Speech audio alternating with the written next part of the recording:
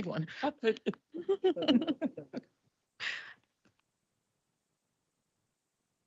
All right. Good evening. This is a call to order of the Bridgeport Board of Education regular board meeting. Today's June 9th. It is 6:40. Our apologies. We're having a reception for students downstairs, so that's why we were a couple minutes late today. But we do have a quorum, so we will get started. If you could all stand for the pledge. I pledge allegiance to the flag of the United States of America, to the republic for which it stands, one nation, under God, indivisible, with liberty and justice for all. Mr. Benahan, can you do the roll call?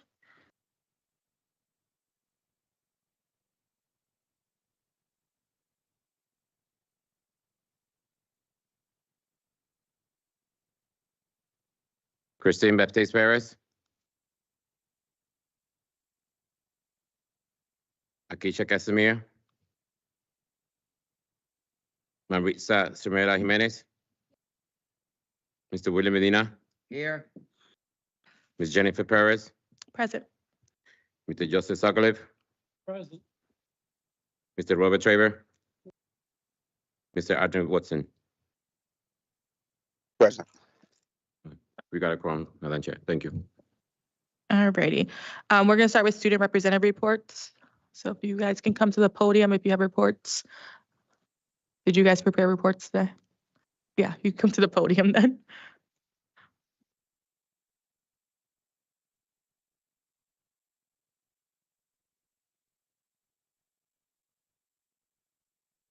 All right. Good afternoon, everybody. My name is Adian Laswan, and I'm the representative for Harding High School. As we are reaching the end of the school year, we have lots to report. So our medical magnet ended off with a commemoration ceremony, as well as our annual medical magnet banquet on May 15th, in which numerous members of our medical magnet were celebrated for outstanding achievements and exhibitions of academic excellence and leadership. I would like to thank the board members who took the time to attend that event, and I hope you enjoyed it as well. Our seniors did have an amazing time during our prom at the Omni New Haven Hotel at Yale. That took place on the 22nd of May. We have commenced our end of year activities on the week of 5/26. During those days, we had our NHS induction ceremony celebrating the returning and new members of our National Honor Society, our annual Law and Public Service fair, and our Medical Magnet Health Fair. We also had our field day on Friday, 5:30. Our students did have an amazing time and even pulled a little fun prank on our Principal Thompson. That was fun. Lastly, our senior. What did you do to him?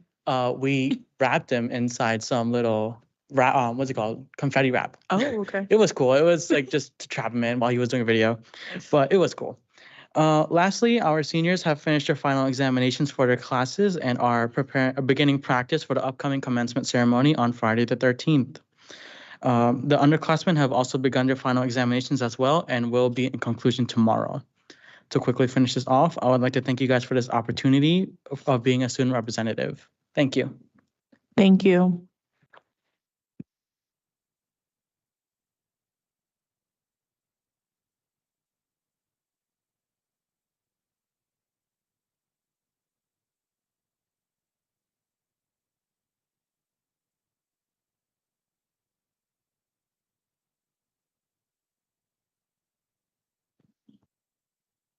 Good evening, board members. I am Geronimo Estrepo, Junior Representative for Fairchild Wheeler IT. Our seniors have wrapped up their final exams and projects this past week and are currently practicing for graduation in the outside area of the campus. Underclassmen have also been developing some projects that have a potential to be science fair and capstone projects.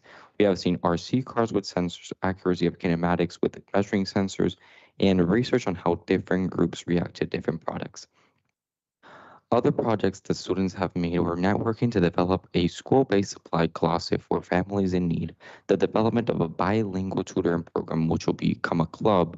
Students will writing letters to their legislators to advocate for a variety of issues, and developing podcasts that cover a wide variety of social issues. We had our annual film festival on May 13.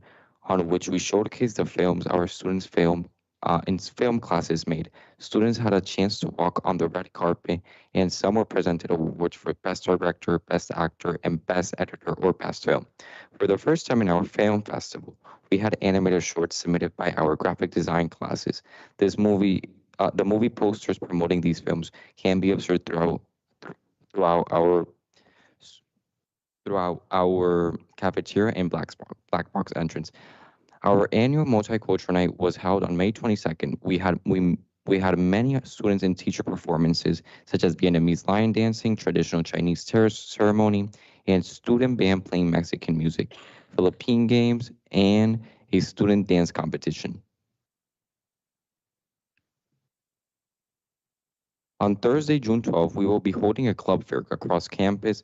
All of our clubs will be set up in the cafeteria during the morning, and students will have the chance to learn about our club offerings. We have over 30 clubs on campus and hope that all students can find something that interests them and join next year. Students will, in addition to all our clubs and projects being displayed, some community partners will be here to promote their programs. The list includes Caribe, Youthful Impact, and the Bridgeport Public Schools Athletic Department. On the June 12th, we will have this clubs, and we will actually have our balloons and satellite. We have a big balloon in our balcony. I don't know if you guys know the balcony of Fairchild Wheeler, and it has some satellites. We'll be actually having that balloon set up, and it will go up, and we'll be able to see all of the results with the satellites from our satellite design class. This has been a wonderful year for our school and our students. We have developed so much academic and culturally. Thank you so much, board members, for this awesome opportunity. It was great having you guys. Thank you.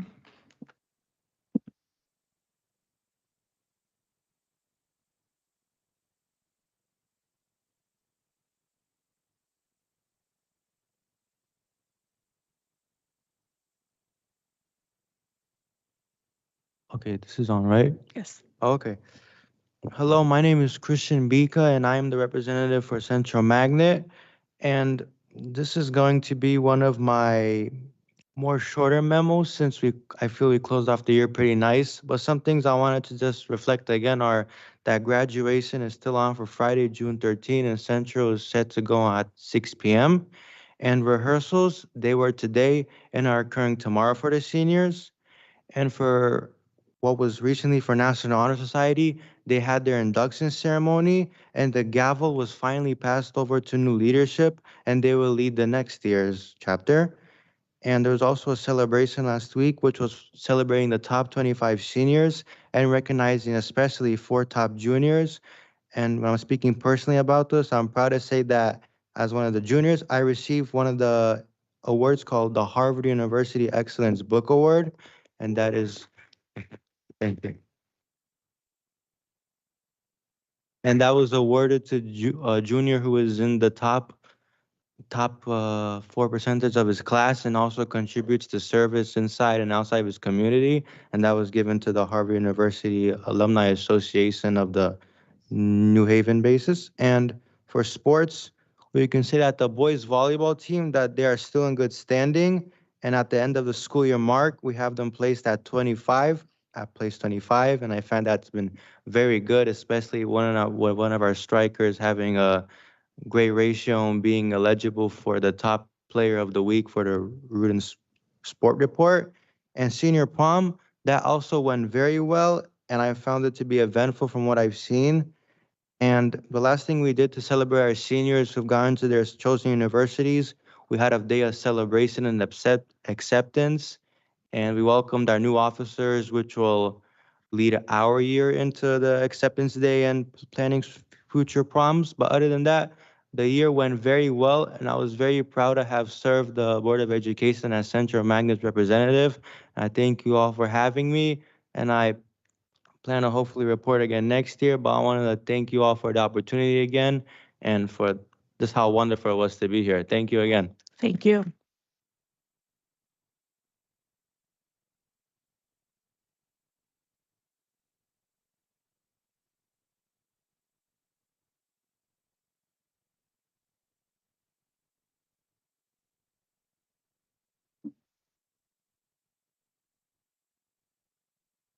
Good evening, board members. My name is Daniela Gomez, and I'm a junior at Fairchild Wheeler Biotech. We are finally approaching the final week, so our final exams are this week for our junior and our senior class.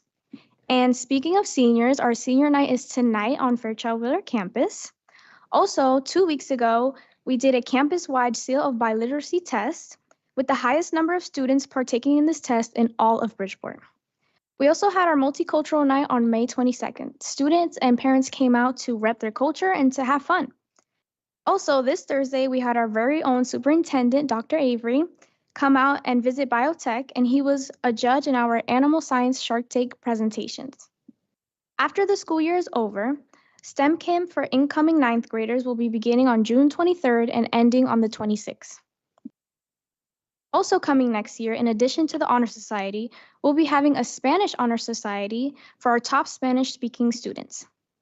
I just want to take this last moment to thank you all for the opportunity to be able to form the board and to advocate for my school.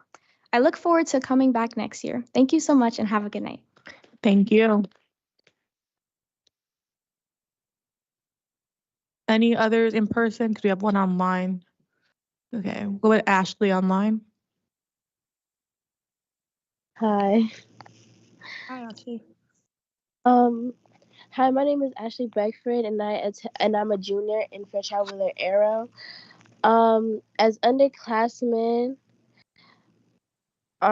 we're in the home stretch of our school year and halfway through our final exams. We have selected our courses for next year and are excited to finish up this year and get to summer break.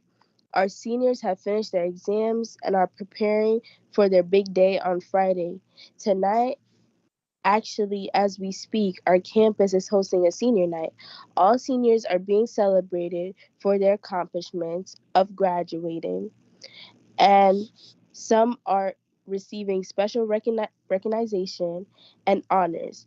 Raffle prizes and delicious food are also helping support a fun and celebratory evening. Thank you for supporting our school and campus and for the opportunity to represent Fairchild Wheeler Arrow. I look forward to have fun on Friday at graduation on Friday afternoon. Thank you. So at this time, we actually want to call up our student reps because we would like to honor them with certificates this year. These student reps have been at majority of our board meetings and represented their schools and showed us or told us about different activities that are happening in their schools and just different issues. And they also, I just want to thank our student reps because they gathered friends with them and they came up on May 9th, I believe, to the Capitol and for Student Advocacy Day. And there was at least 40, there was a busload. It was overflowing, I think. No, there was a big busload of students who came up there and not only speaking with the legislators, but we had one student who he's not here right now, but he spoke. He was one of the first student speakers in front of a room of 150 people or more. They packed us in there, but at our school, our district represented and had to do with these students. And we do want to thank them for that and just all their work this year. So the board members, you guys go down, I'll announce the names and they're in order, but want me to do it? Okay. You can even do it down here. Yeah.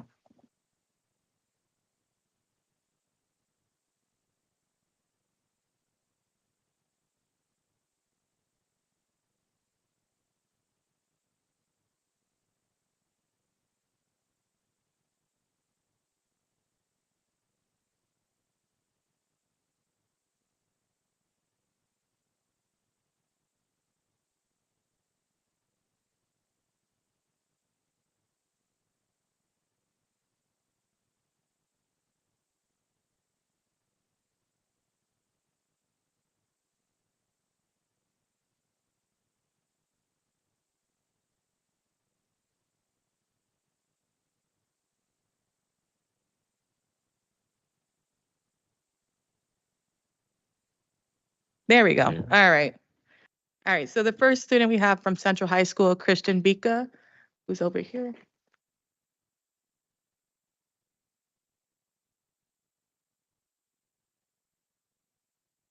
And Adrian Holloway from Central.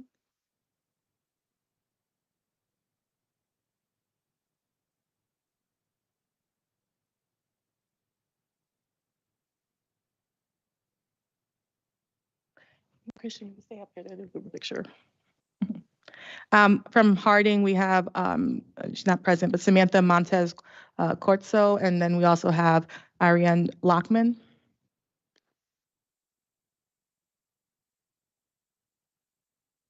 And congratulate him, he's a senior graduating this year.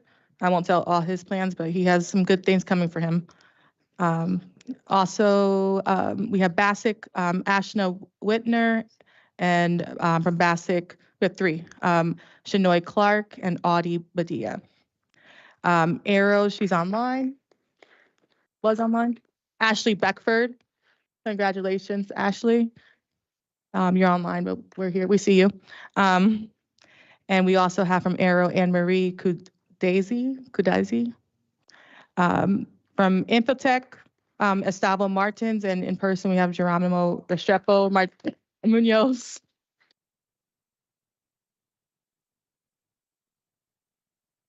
From Biotech, we have Tuab Agrinan, and in person we have Daniela Gomez.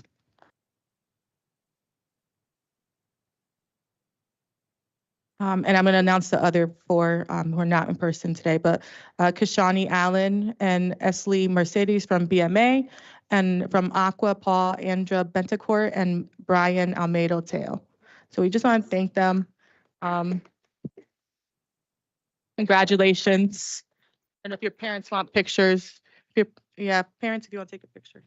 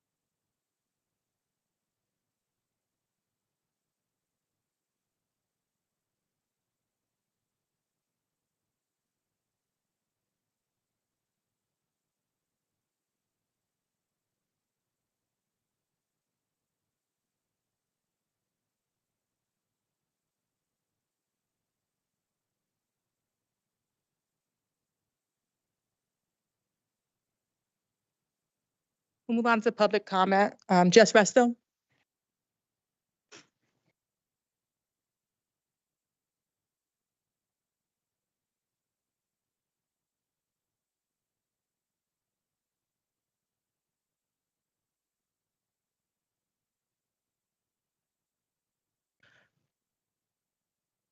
You're all set. Hi, everyone. Do I have to say my name? I'm Jess Resto. As the school year closes, I want to reflect, not to assign any blame, but to speak the truth, because without truth, there's no trust. And without trust, how can we rebuild? Let's talk about what really had happened. This year opened with a party, a live band, DJ, a guest speaker, tens of thousands spent in one day. Meanwhile, real issues were already burning. That same month, school start times were changed with no notice. Families and staff were left to scramble. Then came the protests. The teachers stood outside City Hall, begging to be heard, asking for stability, for dignity for their students. By winter, it was clear the system was unraveling. Superintendent left with a golden parachute and left behind a mess. And let's be honest, that mess didn't just happen. It was allowed to happen, enabled by failed leadership and protected by the board's majority, especially under the former board chair, who not only ignored the signs, but helped silence the people raising them. These weren't just mistakes, they were ego-driven choices made without transparency, without community input. And when it all crashed, when the layoffs hit, when students and staff suffered, those responsible deflected, stayed silent, or stirred up the drama.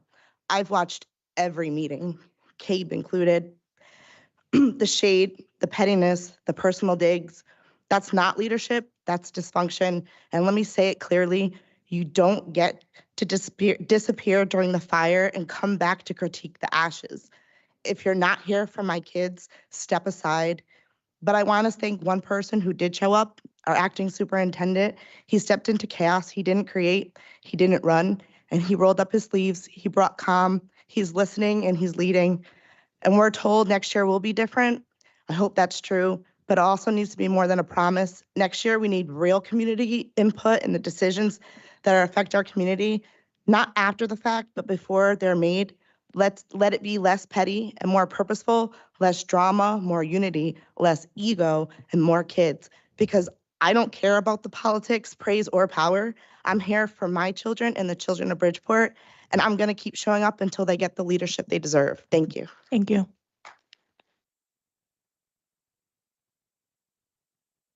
That's all we have for public comment. We're gonna do points at the end, the privileges.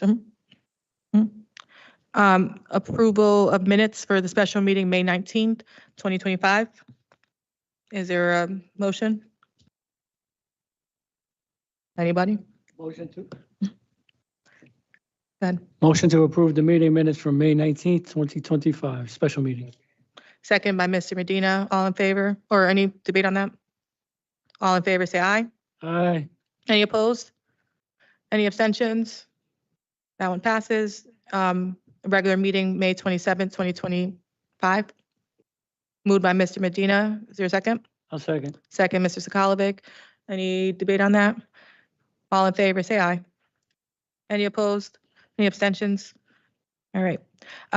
Next item is the chairperson's report. I'm going to give an update on our last training, which we had. The last of the 6 required trainings was held last Monday at right here in Harding. We had a special guest speaker, Chris Horan,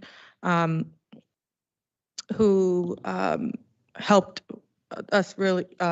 He was really great facilitator, but the training topic was on community engagement and just improving our communication as a board with each other, with the community, with the superintendent's office. One thing that stuck out to me was listening more and talking less. That's something I hope we practice.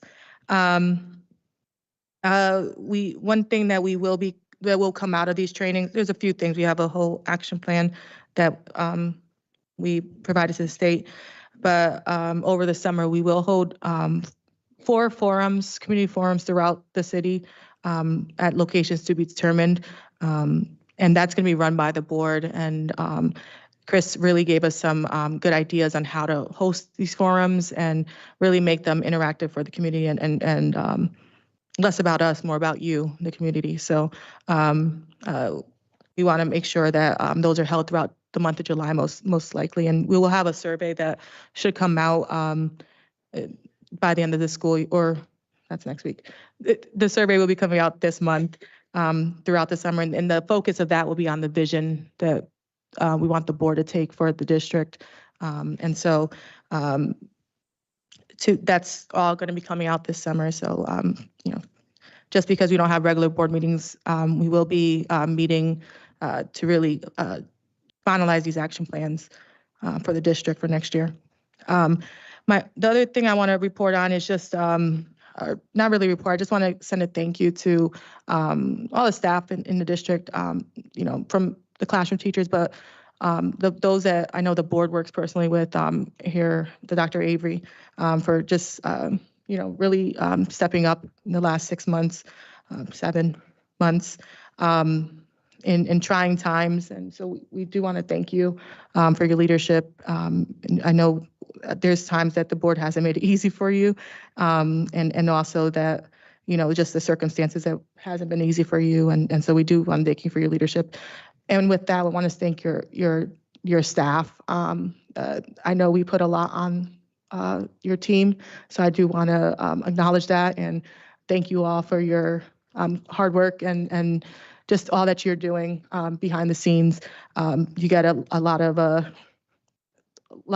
requests from us, and so we want to thank you. And I know the team's right here too. Thank you guys for your work. And our IT guys, I want to shout you guys out. That's it. Just one clap for you. But thank you guys all for the, and I know we'll have more meetings this coming up, but those are special meetings and this is the regular end of the regular board meetings for the school year. And just want to acknowledge the work you guys are all doing. And so moving on, we're gonna go to committee referrals. The Finance Committee met last Wednesday, and many of the items on today's agenda stem from that meeting. We'll be discussing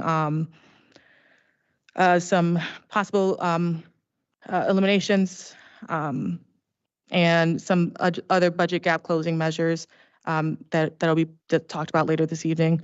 And there's also an RFP. Mark Anastasi's here who's going to speak to that a little bit. And some contracts that need to be pushed through for some repairs that have to happen before the end of the fiscal year. And then we'll also talk about the operating budget for 25-26 school year. Finance Committee, if we need to meet next week, there'll be a meeting on Monday if we need to meet. So I think that's going to probably happen. So just Finance Committee members Monday, most likely 6:30, 6 o'clock, 6:30. I'll have that to you guys, the committee members, by Wednesday. I'll let you know the time. And with that said, whatever we move on Monday or any following things, we will have a special board meeting to approve anything that comes up at the Finance Committee. So that will board members just hold Wednesday of next week, the 18th, on your calendars, just in case we have a special meeting then. Any referrals, Sakalik? Yes, I referred this before. I think I referred it twice already.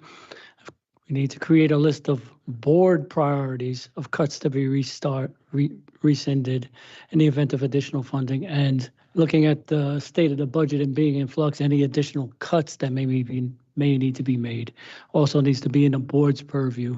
It needs to be discussed at the board level before it's brought to the board in whole. And the second referral is same one I referred before, is a legal opinion on the city's of Bridgeport's attempt to circumvent the MBR.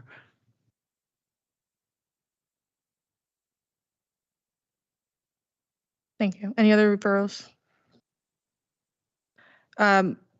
Instruction and Support Services Committee. Mr. Traber. The ISS committee met on the 28th.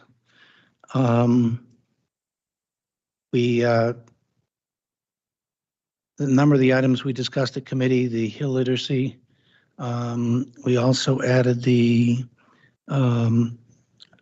couple items to our agenda, which are on tonight's agenda. The Buddy Jordan Foundation. So we'll be going over those tonight. They were approved and moved on to the full board for a vote. And we finished up discussions on our review and plans for the next year on what we thought were disproportionate suspensions among SPED and boys, black and brown boys in our among our students. And so we discussed steps that we wanted to see taken in the next school year that we hope will help reduce that. So we discussed those steps and tried to solidify that. And we're hopeful that in the next year, we'll see some improvements in those areas, but there'll be some professional development and those steps taken.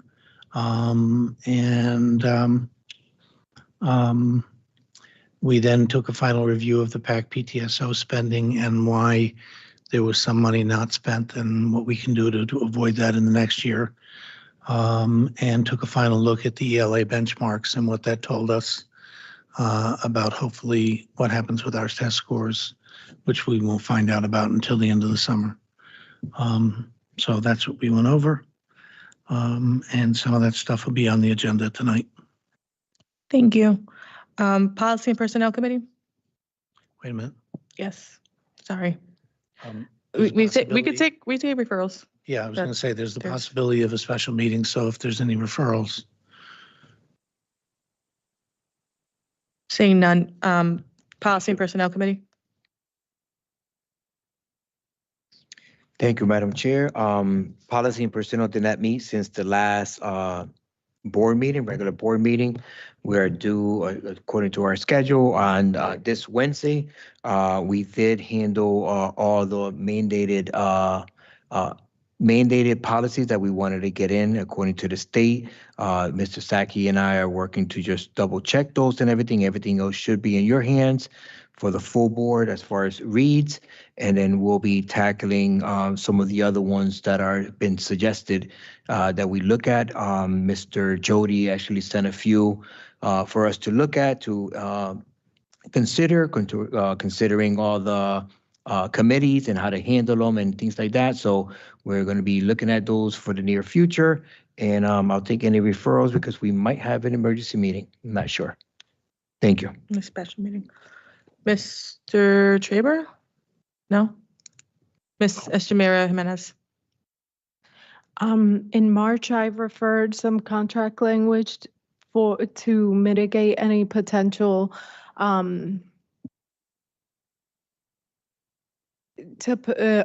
it was contract language to allow the chairperson to approve all contracts to secure that anyone who has a contract with employment to have it approved by the chair, to secure that anyone with a contract understands that that contract is contingent on available funding. So I'd like to re-refer that to the policy committee again, please. Yep, we'll continue discussion. Thank you. Thank you. Anybody else? Mr. Sakalovic? Yes, I don't know if this should go to the policy committee or probably to the full board, but I would like to refer to superintendent's evaluation. We're coming to the end of the year. And I know he hasn't been here just a year yet, but state statute dictates that we got to do it by a year. And I believe he's got some contractual language we need to get on top of as well. That's going to be before the full board. All right. So That's in the works. cool, thank you. You'll hear about it this week. I'll send it to you. Mr. Thank you, Benetton? Madam Chair. Thank you, Madam Chair. What I'm going to say, and it's a protocol, it's a policy, it's a process. Let's put it this way, there's a process. I don't want people to think that we're going to do this tomorrow.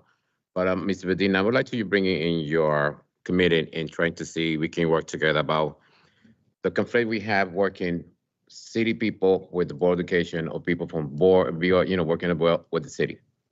I know it's a process, it's a policy, it's a charter thing, policy. We can talk about all that because I would prefer that situation stop. It's a lot of conflict, it's a lot of drama, and I would like to see city people, and BOE. It's a process. I'm not talking we're going to do this thing tomorrow, but we can work it, in the summer and contact people to see what we can do. Thank you. Thank you, Madam Chair. I'll take a look at that. All right. The Facilities Committee has not met.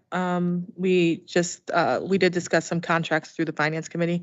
So that's, there's no upcoming Facilities Committee meeting scheduled. Any contracts will go through Finance next week. Is there a referral?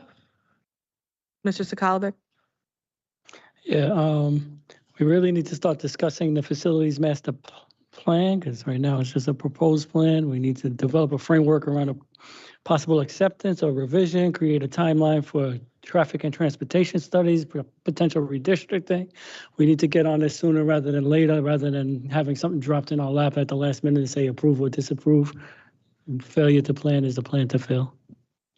Mr. Traber? Yeah, excuse me, Madam Chair. My understanding from the notice that was sent out on Parent Square late Friday is that we are having meetings Thursday and Friday. I'm sorry, Wednesday and Thursday. Wednesday and Thursday, let me be clear, at Edison and Hall to continue our outreach to discuss the plan with community. So I don't know how we can start trying to finalize the plan until we continue our community outreach. And that's really critically important. Our initial efforts to reach out to the community and get community input were not sufficient.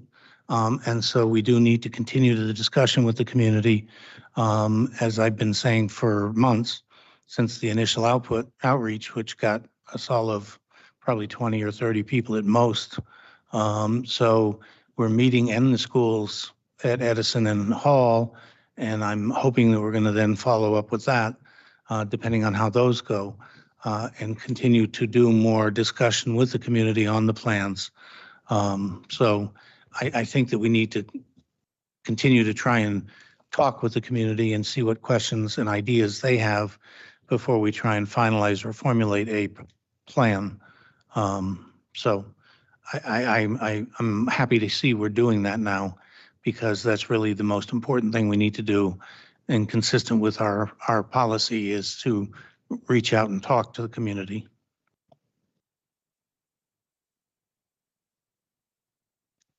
All right, the CABE report. CABE report, sorry. Thank you. Yes, tomorrow there's the legislative wrap up in Hartford. Some of us are going up tomorrow, and then we got the Cape Convention coming up. Anybody who's been assigned a delegate, you need to get up there a day early to put in to vote and represent Bridgeport.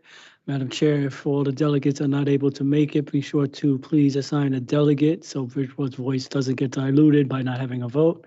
Can you say what day? No, I can't because I didn't prepare for that. It's the Oh, that's- the 20th. I think it's the 24th. Thank you. And then I don't know. I'll send a date via email. I didn't catch the date. And then there's also a leadership conference on August 7th at, I forget where it was. August 7th is a leadership conference for new board members and leadership. Me and Mr. Benahan and a couple of us went last year. It was pretty nice. So that's on August 7th. That's all I have. Okay. We're going to Dr. Avery, Superintendent's report. Good evening, everyone. My superintendent report is going to be short and brief this evening, but I would like to, as we close out the 24-25 school year, I want to extend a sincere appreciation to staff, students, families, and just the community in general. We've had a very eventful year. 7-8 months with me as the lead for this district, and I'm very, very appreciative of all the hard work that has been put in to get us where we are. And so as we end and finish the school year, we're doing it with momentum and with excitement as well. We have a few more days. So I'm just going to highlight a few things as we close the year. The district-wide math meet at Sacred Heart.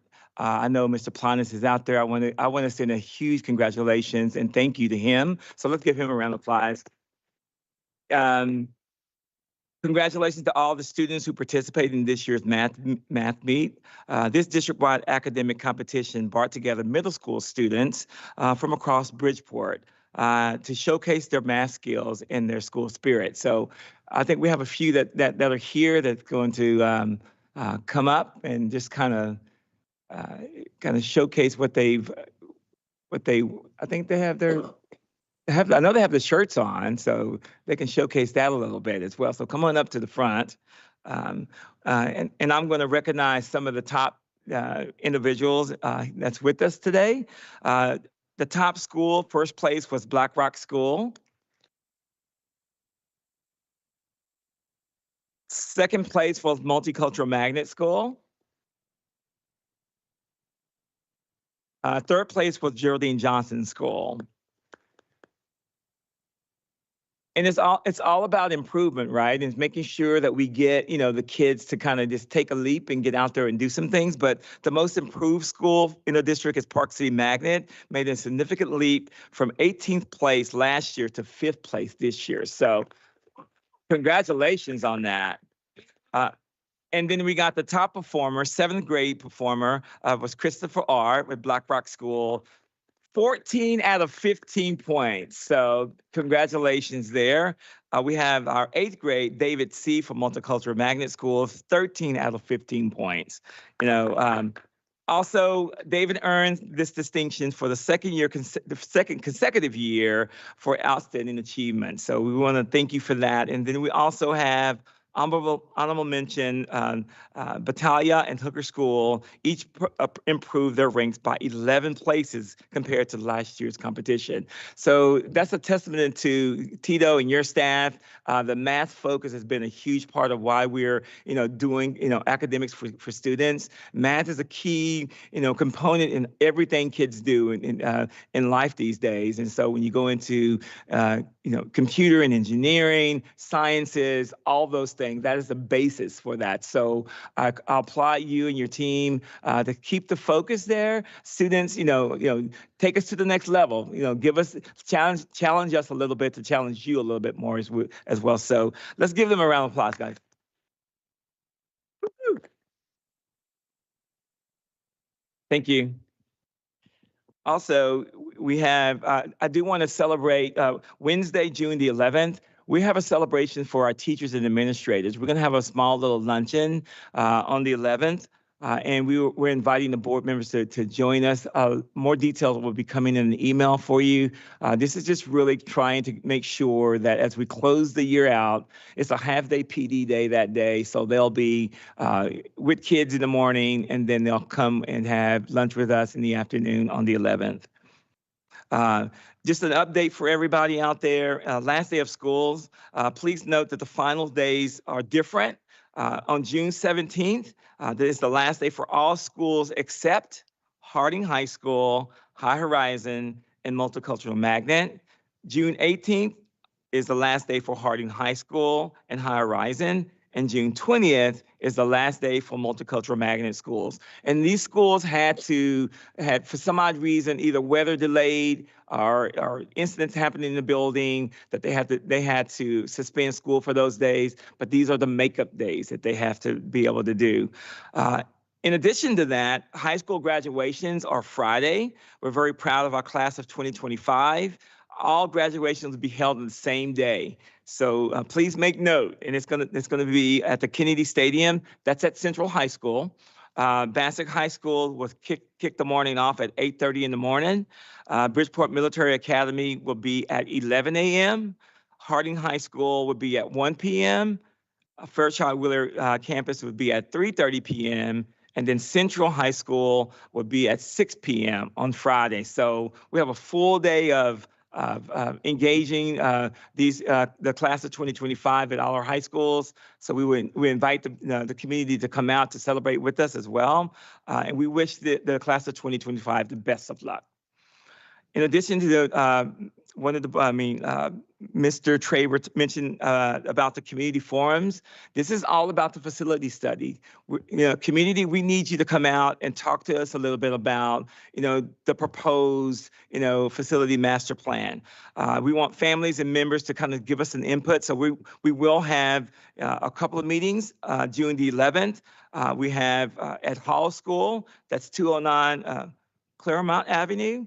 June 12th, it's Edison School at 115 Boston Terrace. And both of these meetings will be at 5:30 to 6:30. So we want to make sure that we come out and support that, just to really have a discussion, community, about things that are going to be happening or that are going to be proposed to happen. And then my last event is we're really looking for, additional teachers across, Connecticut and in Bridgeport. We have open interviews for teacher recruitment. We have summer open interviews. And so what we're going to be doing June 26th, July 10th, July 24th, August the 7th, August the 21st. We're going to have open interviews for anybody around the Bridgeport area that is looking to have a teaching position. Go to our website. We have a very robust opportunity to engage in this district for jobs in the district. So again, June 26th, July 10th, July 24th, August the 7th, and August 21st, 10 o'clock to 12 p.m. Come out and join the Bridgeport family. And, hold You on, got one? one more thing. Okay. And that's for any position, he's telling me, not just teaching position, custodial, cafeteria workers, anybody that's looking for a job, please come and engage us and see what we can do for you. Thank you. Any questions, Mr. Kolovik? Dr. Avery, you want to go first? One more thing. Yeah. I do want to let the community know that the legislators finished their session last Wednesday. And one of the things that my staff and I are doing is trying to unpack the meanings of all those bills that was passed. There's a lot of misconceptions about the dollars that the district is receiving. And before I get in front of the community to tell exactly what those numbers are, I needed a little bit more time to really understand those numbers, making sure that they're accurate in my mind, in the CFO's mind, so that we can have accurate information given from the Board of Ed. You may be hearing all kinds of different things about how much money the district has received or didn't receive, but we want to make sure that we take our time in interpreting and unpacking those bills in order for us to get the right numbers out to this community about where we stand with those legislative moves. So. Yeah, more like a comment / question. Yeah, the public right now, they're seeing a lot of cuts, a lot of staff removals, and I don't want them to think that means that we don't need employees. We still need to keep hiring employees because every year we have attrition, but we still need to replace employees. So more employees will be leaving than will be excess. So we're still going to need to fill those positions, and those positions should be secure. Thank you, sir. Ms. Estremera Jimenez. Oh, I'm sorry, I had to turn your mic on. Go ahead. Quick question. So, Dr. Avery, when do you think that we can expect something? When can the public better understand, or can the Board of Education, can we articulate the actual funding that was received and what that impacts, or how that's going to impact the upcoming school year? Absolutely. I think one of the things that we're going to be doing is, I think we're going to have a finance committee meeting next week, on Monday. We should have some final details of what that's going to look like for the board. I think my plan is to be able to give the board some talking points as to what that is, so that you can have some clarity and some consistent conversations when you're having those engagement conversations with the community as well.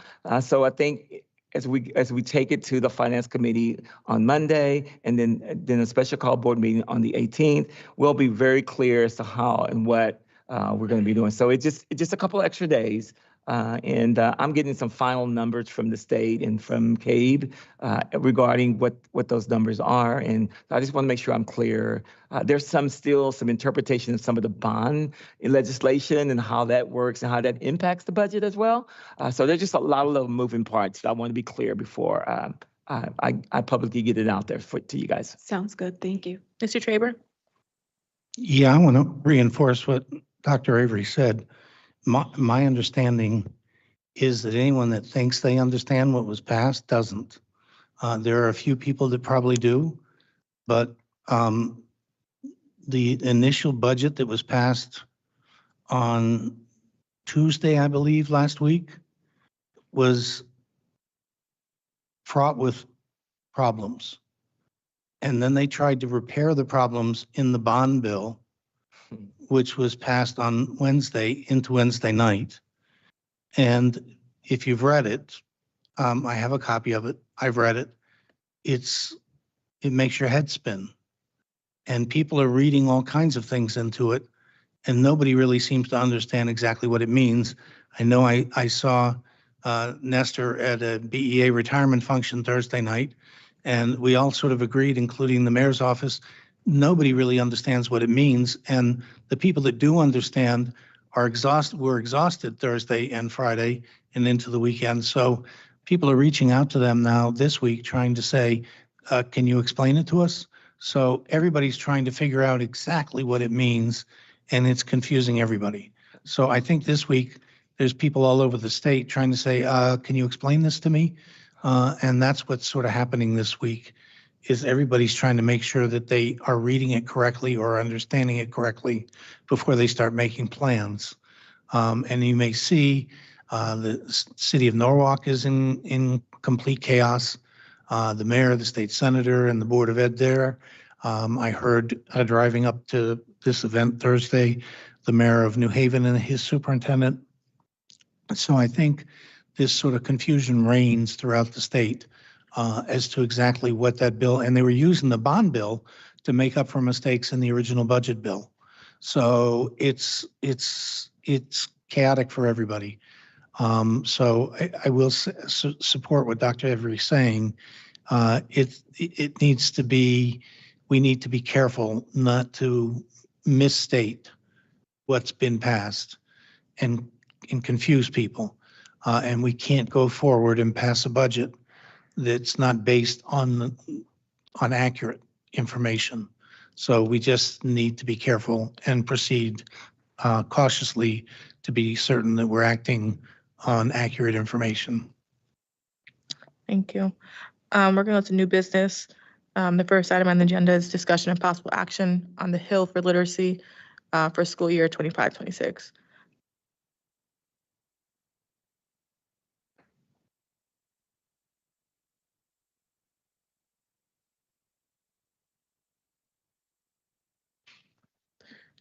All set. Good evening, everyone. Thank you for the opportunity to present a proposal for a contract with the Hill to renew our partnership. Go to the next slide. As you may remember, the Hill was here in 21-22 and 22-23, and this contract we're proposing with a joint venture with the Connecticut State Department of Education to move forward into 25-26. As a side note, the Hill supported us with our early reading success program that starts on July 1st. They were trained, not only the summer school teachers, but also coaches that we have brought in to do the summer work to the extent of $47,000. In addition, this total project for 25-26 is $801,000. Of that amount, the CSDE is funding $364,000. Our portion would be $437,000. The difference between the two amounts is that the state is funding all of the educational, so all the professional development of teachers and principals, working with the district leadership team for literacy, and the cost that we'll be paying for our coaching one-on-one in the schools with principals and teachers. I'd now like to introduce you to Ms. Darcy Burns, who will give a little more details about the program. Hi, it's good. It's nice to see everyone in person. You can flip this slide. So Hill for Literacy, we are proposing to reinstate our partnership, as Dr. Hughes said. The overview of what we'll be doing is, again, reinstating the district-wide literacy model, K-6, with a focus on assessment. So supporting all educators and administrators in using data to make decisions at the district, school, grade level, classroom, individual student level. We will be providing training and coaching in the implementation of the current programs in a tiered instructional model. So the Wonders core reading program, ECRI, and other interventions. We will also continue to provide professional learning around linking these programs and implementation to the science of reading, as well as providing ongoing implementation and training so that the teachers have the tools and skills that they need to implement all of the programs to their fullest capabilities. And then also engaging families to support literacy at home. And all of this is wrapped in leadership. So ensuring the fact that we're putting leadership systems and structures in place that will support this model, build capacity in the district so that this model will stay in place forever and not just a temporary literacy model. So we are looking forward to this and have already, as Dr. Hughes said, already gotten the ball rolling with this work with summer school kicking off this summer. And then we are diligently working on potential plans for the school year. So, thank you. Do you want to show the If anyone video? has questions. Oh, okay. Any questions or any motions? Ms. Casimir? Hello, thank you for your presentation. Just a couple of questions. Sure. Do you subcontract your services or will you be doing the actual? No, so we had assembled a team of facilitators to support Bridgeport when we first started our partnership. And we were, even though our partnership, ended abruptly, we were able to keep that team intact and assign them other places. And so we reassembled that team, and they are, again, Hill facilitators who were here before, and now will continue to work in the district. Those facilitators, are they subcontractors or? No, well, they're employees of the Hill. Gotcha. Yeah, Okay. and they're all Connecticut based. So, Okay. yeah. All right. And Yeah. how do you measure student improvement? So we use your assessment tools.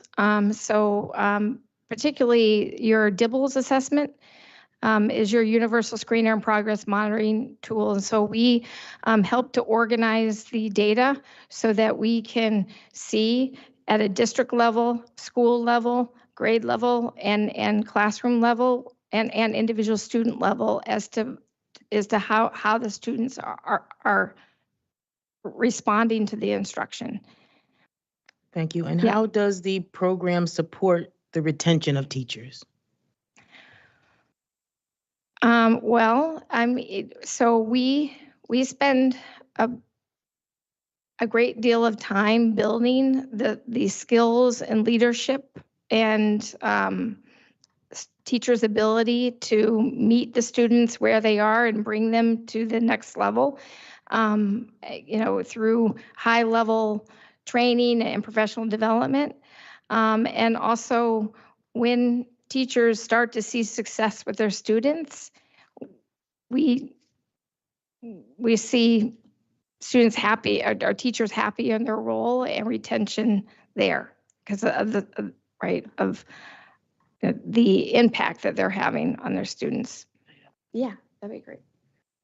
One thing I'd like to add is prior to engaging in discussions with the Hill, Dr. Avery had us go and talk to our principals. We talked to teachers, and there was a unanimous agreement that the teachers and principals wanted the Hill back in the district, that they felt that when they left in 23, 24, that it was early. It was earlier in 23 when they left, and they felt that bringing them back would really help support their success with their students. So we did as much groundwork as we could prior to beginning these discussions, and they seemed very favorable. And my last question is this part of the McGraw-Hill textbook adoption? Sort of. So it's not a part of the adoption, but one of the things that we do through this partnership is help teachers to implement that program, Wonders, in the context of the whole literacy model. So we provide training in how to enhance that instruction, particularly in small group instruction around the foundational skills in K to 2, and then also helping teachers in grades 3 to 6 take those materials and differentiate them to meet individual student needs. So you were involved since 2021 until 23, or were you before 2021? We've been involved in Bridgeport here and there for a while because Bridgeport has been part of the Connecticut literacy model and participating in statewide training. We also supported a few schools directly through that, but it wasn't until 2021 that we had the full K to 6 model in place. So Wonders was already adopted in place, but our, you know, the support that we provide is to help the district and the teachers implement those programs, Yeah, because you what's know, important is more effectively. yeah, for it's what's important is for, you know, for the program to be reputable, research-based, with proven longitudinal results, outcomes at the national level. So that's kind of where I was going with that. Yeah. And where are you headquartered? So we originated in Boston as part of Mass General Hospital Institute of Health Professions in 2001, but we have been directing, coordinating the Connecticut literacy model since the beginning, so for 12 years. So we've built a team. Originally, when we started, we all lived in the Boston area, but now we have about 10 facilitators who actually live in Connecticut. So we, over the last 12 years, have built a team of literacy leaders in the state. And then the other half of our team live in Massachusetts and New Hampshire. So, yeah. Ms. Estremera Jimenez. Those are good questions. I have 2 questions. Is there anything like this already implemented in the district? So I'm thinking about this more from a financial perspective, given our situation. Is there any type of would this initiative duplicate something we already have? Not really. Back when the Hill was here in 21, 22, 22, and 23, they did a very intensive training with our K-3 teachers. The intent going into 23, 24 was that they were going to expand that because we know that we've got those intermediate grades where our students are still struggling to read. And those teachers are not always familiar with the foundational skills that are necessary to get our students to that level. So what this work is doing is we've cohorted the teachers, including our special ed teachers, that we've got the new teachers coming in, they'll have a little separate mini training. The cohort B are teachers that were hired in 22, 23 and 23, 20, or 22, 23, 23, 24 that didn't get this training back the K-3 level and then branching off into 4-6. So it's really a smooth extension of the work that they had done. They're using all the materials that we already have in place for the foundational skill work and really working with our teachers for small group instruction. Thank you. And my last question is there something like this already that the state has that we can use and minimize our costs? That's a great question because this is a joint venture with the state of Connecticut. Right. Awesome. Thank you. Is there a motion?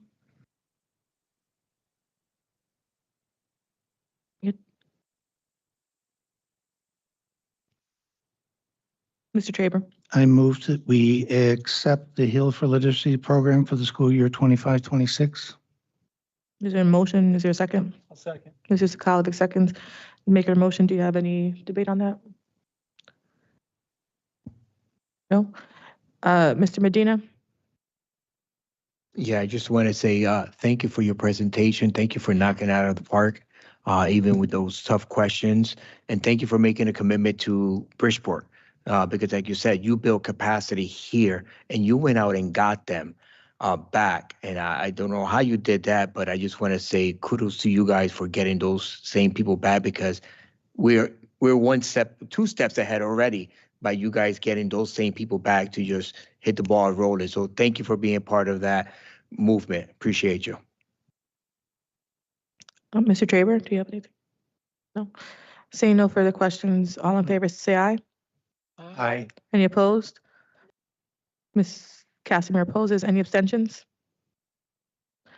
All right, that passes. The next item on the agenda is, thank you. The next item on the agenda is discussion and possible action on the Buddy Jordan Foundation. Just click the mic for me.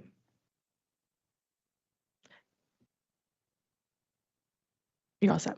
Thank you so much. Good evening, everyone. Thank you for your time. I appreciate that this evening.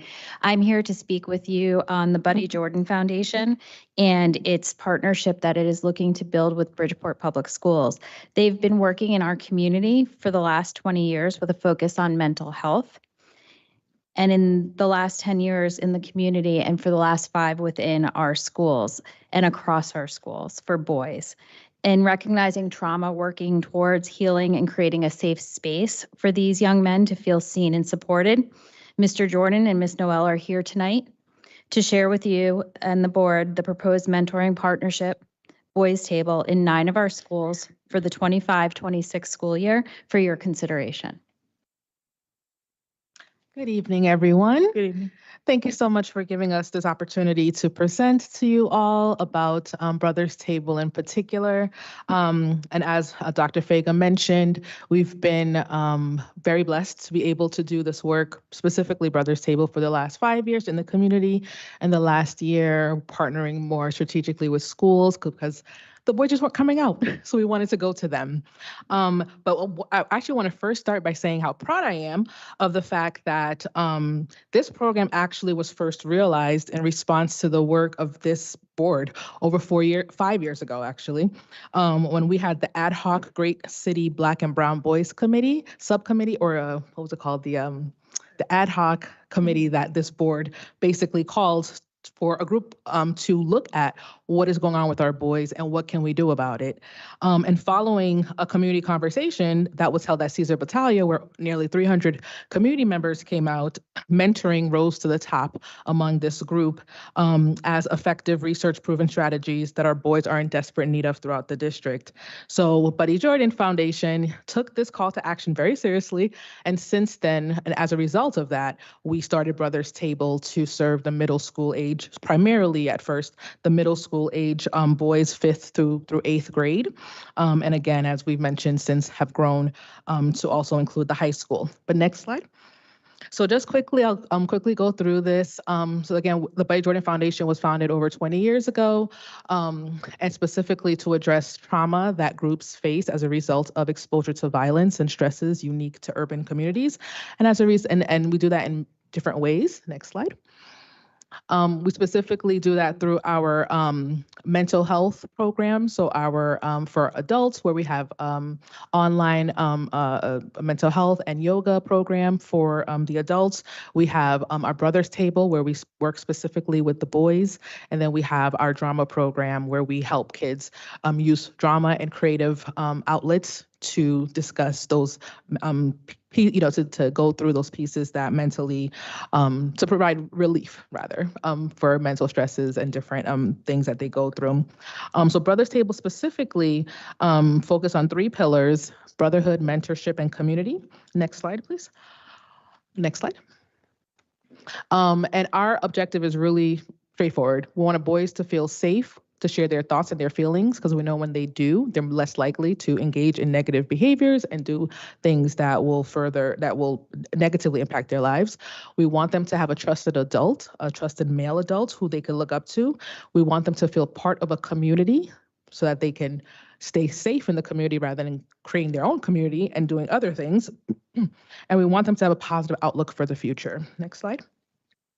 So since starting, again, we've been definitely blessed to do the work over the last 5 years, engaging over 75 adults, male adults throughout the community. This past year, we had a really special relationship with the University of Bridgeport basketball team, where the whole basketball team came to a number of our sessions. And in fact, they adopted Harding as one of their schools, where they came with us to all the sessions at Harding. And we are, and this past year, we were in 3 schools or had 3 groups in particular, 2 at Dunbar. So a 5th and 6th grade program at Dunbar, 7th and 8th grade program at Dunbar, and we ran our program at Harding High School. And we were there about twice a month for the whole school year, well, for nearly the whole school year at all those schools. And we are slated to start with the Lighthouse this summer, where we'll be at 6 schools providing weekly sessions, Madison, Marin, Reed, Battaglia, Columbus, and Curiel.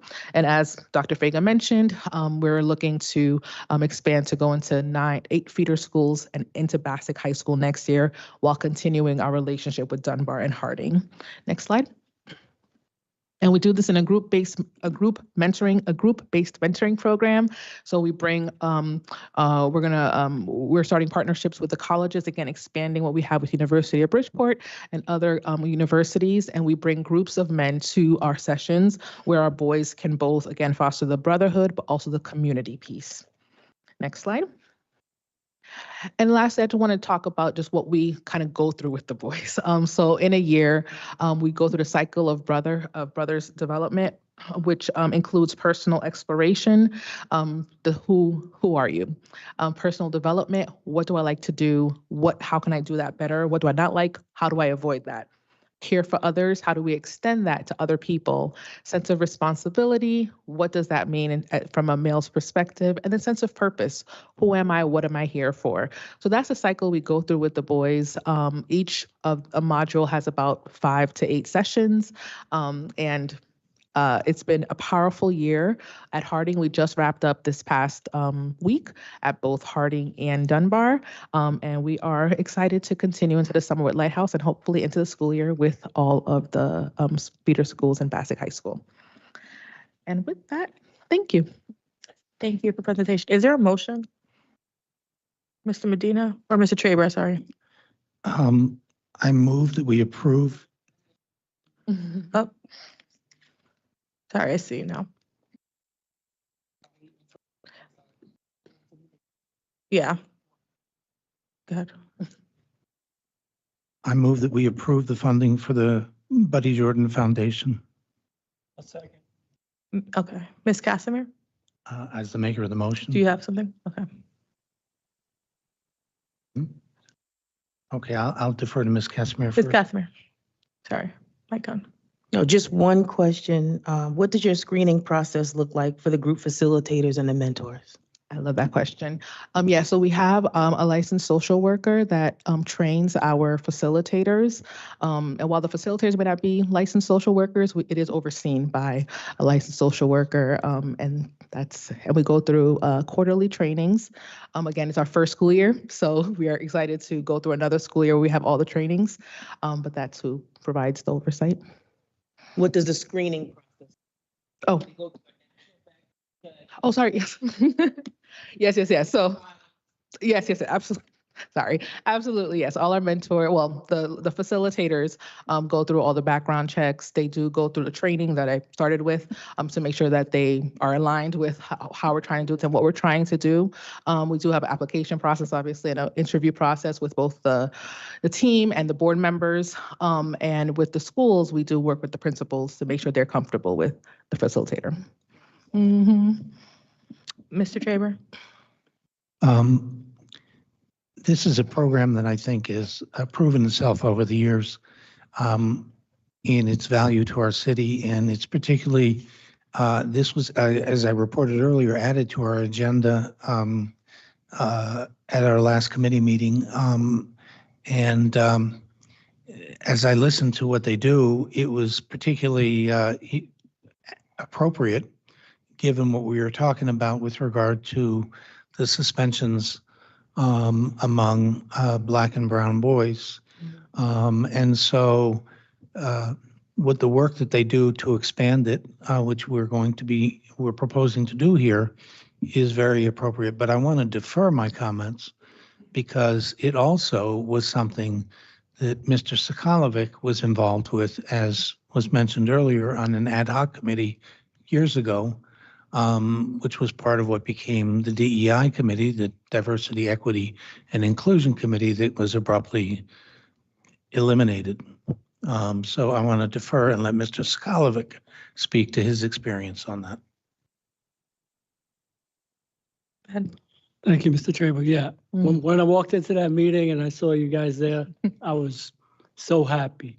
Because being in on it with the inception of the program and sitting through some of them, I didn't mentor anybody, but I did sit through the process and saw the children engaging and all of that. And this was a very important rung in lowering those suspensions, because when you have a positive role model that looks like you in the schools and somebody who's helping, somebody you could talk to and trust, even if they may not look like you, is quite helpful to our students. And you guys have done this before on a shoestring budget. It's another shoestring budget from what I could see. I can't recall the amount, but I know it's a lot of bang for the buck, even if it has a little bit of incremental change and changing these children's lives. It's going to be awesome. And I'm glad to have you back in the district, and hopefully we could expand even further after this year. Thank you. Thank you. Mr. Benahan? Thank you. I just want to know, this program, how's it going to be funded? And how much is going to be the cost? Yes, so this program will be funded through our Title 4A, which is built to support mental health and safety and in schools. And how much it's the total, you're going to be each school, is going to be a total, or is it going to be separate for each school? It's a total for all 9 schools. And then do you know the total about how much it's going to be? It is 81,250, I believe. Okay. And you said title? Title 4A. All right. Thank you. Yes. Mr. Medina? Thank you. Sorry I missed your last presentation. I had to abruptly leave the meeting, but you did definitely mention that you had UB going in, that UB kind of like adopted Harding. So a little side note or homework, Sacred Heart University is right around the corner.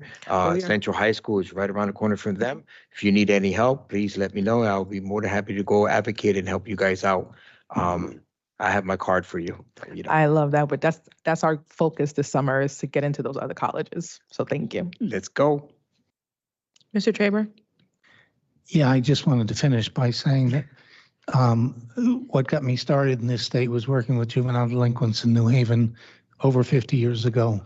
And one-on-one work, group work in the community is absolutely essential. And the mentorship program is a part of that we were doing back then and continue. And I spent the last weekend at a 50th reunion talking to people who are doing that still in the community. And it's just critical. Now we need to get more money so that we can expand these programs and provide more opportunities for our students and our children in the community. But this is just, the more we can do of this, the better. So I thank you for what you do, and hopefully we can do more in the future. Thank you.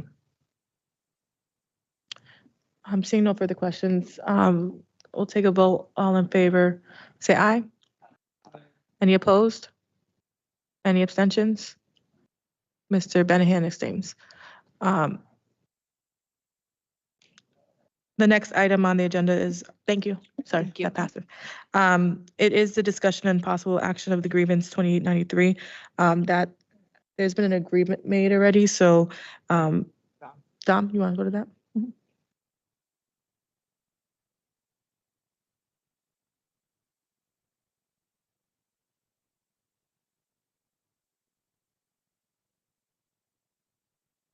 Thank you, Madam Chair. We just ask that this matter be tabled as we work on a tentative settlement for this grievance. Mr. Sokolovic? Motion to table grievance number 2893. Second by Mr. Traber. All in favor, say aye. Aye. Any opposed? Any abstentions? All right, thank you. Thank you. Mr. Sokolovic, did you have something? Or no? Okay. The next item on the agenda is the update on 8 to 9 central office staff positions eliminated in the fiscal year 25 to 26 for the proposed budget. This item does qualify for executive session. Is there a motion for executive session? Motion made by Mr. Traber, second by Mr. Benahan. Mr. Traber made a motion. Do you have anything? Mr. Sokolovic, do you have something about the? Think of this, I'm just Oh, microphone, sorry. Get your mic on for me. Thank you. For the sake of efficiency, are we going into, should we do both? Yes, you want to make it for both? I want to make a motion that we go into executive session for items D and E.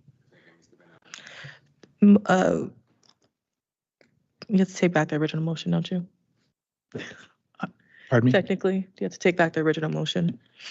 Well, since I Oh, have okay. my mic on, I didn't think it was on the record yet, but. All right. I take back my original motion. Mhm. Mr. Benahan, do you want to take back your original second? Mr. Benahan, are you taking back your second? We have to remake it. Yeah, okay. Okay. Go ahead, So Mr. now I make a new motion that we go into executive session for items D and E. And is there a second by Mr. Benahan?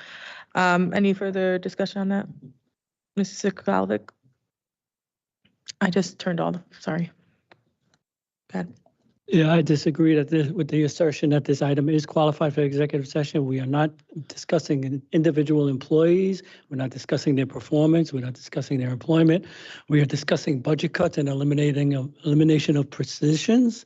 So this item, in my opinion, does not qualify for executive session, and we should not be going into executive session to discuss positions. We're not discussing people, we're discussing positions and the budget. So I don't think either one of these qualify for executive session, and I'm sure the Freedom of Information Commission may agree with me, as they often do. Any further debate on that? All in favor, say aye. Aye. Roll call. Mr. Sigalvik would like a roll call. Miss, And also, if I may, we've got a city attorney sitting here. Maybe he could give us further guidance. Through you, Madam Chair. Mr. Anastasi?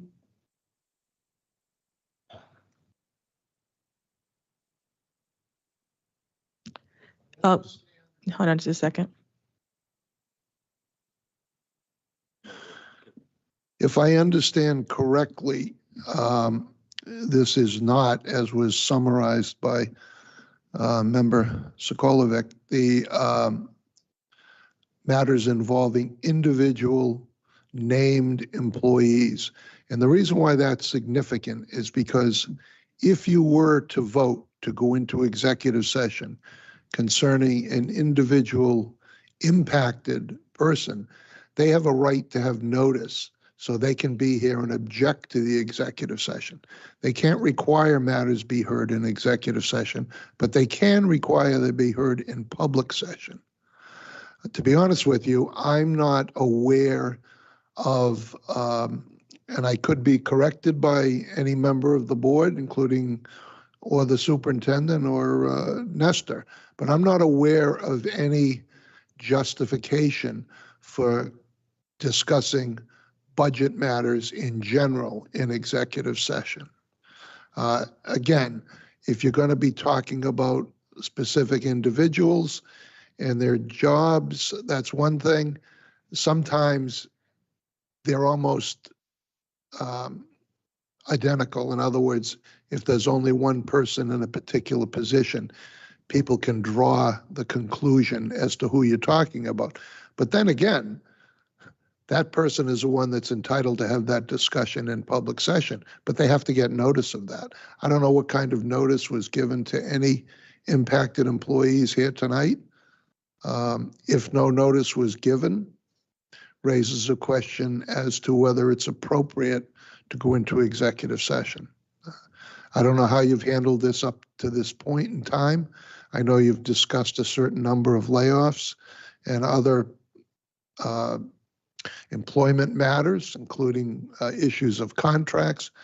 Those people have all been, my understanding, notified and had an opportunity to require the matter to be in public. So I'm a bit at a loss on the facts. So you'd probably have to give me more information if you want a definitive ruling as to whether this is appropriate for executive session. Anybody have any comments? Mr. Chaber? Can we get some more facts? Through the chair, There's some staff has been notified about, positions, and some staff have not been. So it's a combination of both due to the fact that one affects the other. And a lot of these positions are one single positions as well. So it's just more of trying to understand the organization for the most part. Not necessarily, I know the first agenda item is not anything to be voted on. It's just more of a conversation about the whole entire thing.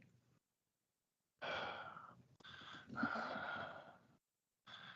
take a quick look at the FOI, but I'm not sure that there is an exception that simply says because we're discussing budget matters or potential budget cuts that we can go into executive session. I know the city, when it adopts its budget, does it in public. And you're talking about, I presume, making some policy decisions regarding budget cuts now? What again is the purpose of what's the purpose of going into executive session tonight, the proposed purpose? Dr. Avery. Really just to have a discussion with the board regarding, next steps of all the impacts with the district and the things that has happened on the financial side of the district. So really making sure that there's a clear pathway moving forward. Making sure that it's, when you talk about certain positions that's going to be moved or eliminated, we can have a direction of which ones are going to be, make the major impact of that first. And so that was really trying to kind of get a direction and then coming out and being able to talk a little bit about that. All right, so now I'm just popping up the FOI statute because now we're sort of at the other end of the spectrum on this. It's not so much that you're impacting individuals. The question is, does this type of a strategy discussion qualify under any of the exceptions that allow you to go into executive session? And I want to pop that up for a moment. I can't think of any off the top of my head, to be quite honest with you, but hold on.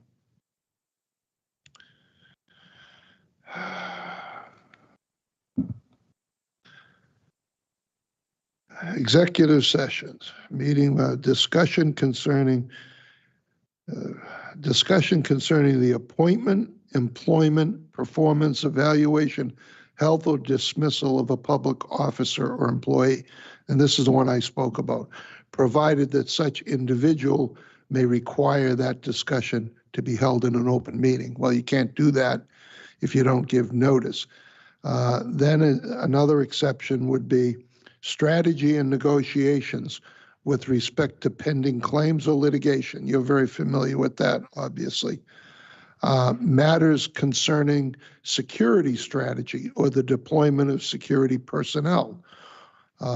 That's clearly not applicable here. Discussion of the selection of a site of a lease, sale, purchase, where you'd be talking about value, and that doesn't apply. And then there's a catch-all, discussion of any matter which would result in the disclosure of public records or the information contained herein described in subsection B of 1-210. So now we're going to drop down to 1-210, subsection B.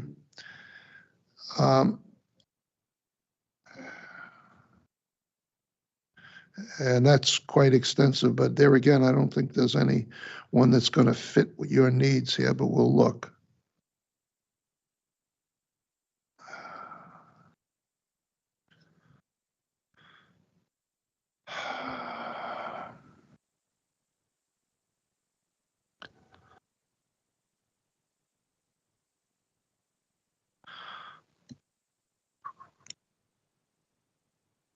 Through the chair. I think one of the clarifications I need to make is that we will be discussing performance of staff. And so that is part of the conversation that we'll be having. But in lieu of time, I am going to request to the chair that we table this item until we get a legal opinion on both items. Okay, that certainly works for me. I was just going to say that if, to the extent you are going to be discussing staff performance, the individuals to be discussed will need to be provided notice so they can exercise their right to require the discussion be an open session. You know,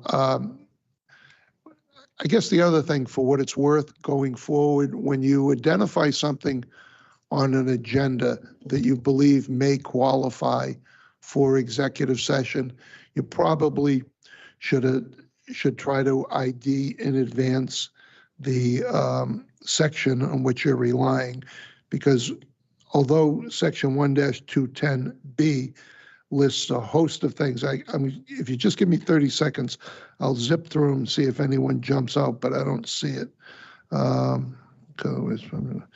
Personnel with medical files, records of law enforcement, strategy and negotiation, respect to pending claim, trade secrets, commercial and financial information, test question, real estate appraisal, personal worth records, strategy and negotiation. Strategy. Now, I don't know whether you're doing this. Statements of strategy or negotiations with respect to collective bargaining. I don't know if any of this discussion is going to be touching on collective bargaining matters, but if it is, those would be appropriate. Tax records, names, addresses of students, investigation.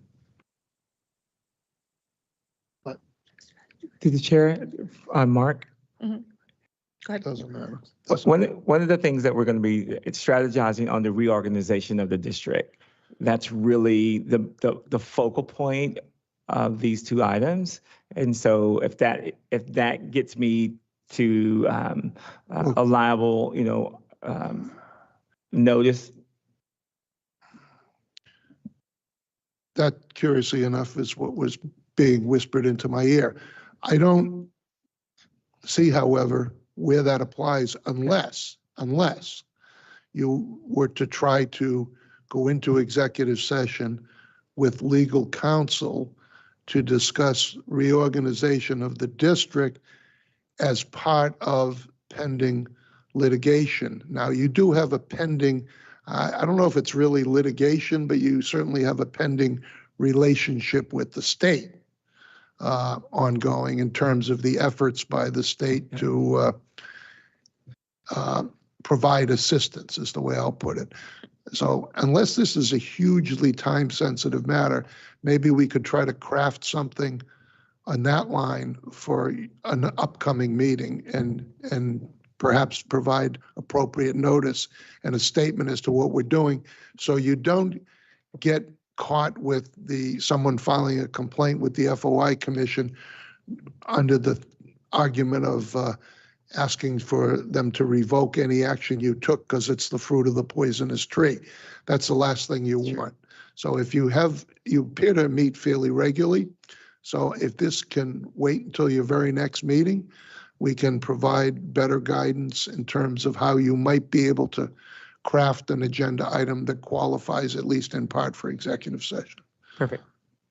I'm sorry I can't do more tonight off the cuff, but that's the best I can tell you. Mr. Traber, Mr. Sakalovic, you're withdrawing your motion? Is that what you're saying? There you go, sorry. I'll withdraw my motion, Madam Chair. Mr. Benham, do you withdraw? Okay, Mr. Benham withdraws a second. Mr. Sakalovic, I make a motion to table items 11D and 11E until we get further guidance. second by Ms. Casimir. All in favor, say aye. Aye. Any opposed? Any abstentions? Sounds like the ayes have it. Moving on, Mr. Anastasia, you're here too, but discussion of possible action on the RFP for BBOE legal service. I know Mr. Pires is gonna speak to that. You want a motion?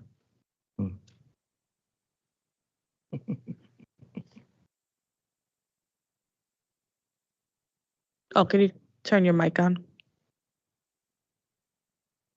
All set. Good evening. This item is the requesting you to approve the issuance of an RFP for legal counsel for the Board of Education. The contract for our legal counsel currently expires on June 30th, And we are 7 years into their services and we need to put it out to bid. That's the request. Okay. I'm gonna let Mr. Anastasi speak. The city attorney's office came to the meeting today. And so they asked to speak to this. Thank you again, board members, for the opportunity to address this matter. I'm representing City Attorney Taisha Toms tonight because she had a conflict this evening. And she has devised a plan, frankly, to minimize the board's expenditure of funds for outside legal counsel. And the way she's committed to doing that is by providing the maximum amount of legal services in-house through her office to the board, which I know many board members have been clamoring for longer than I've probably been city attorney.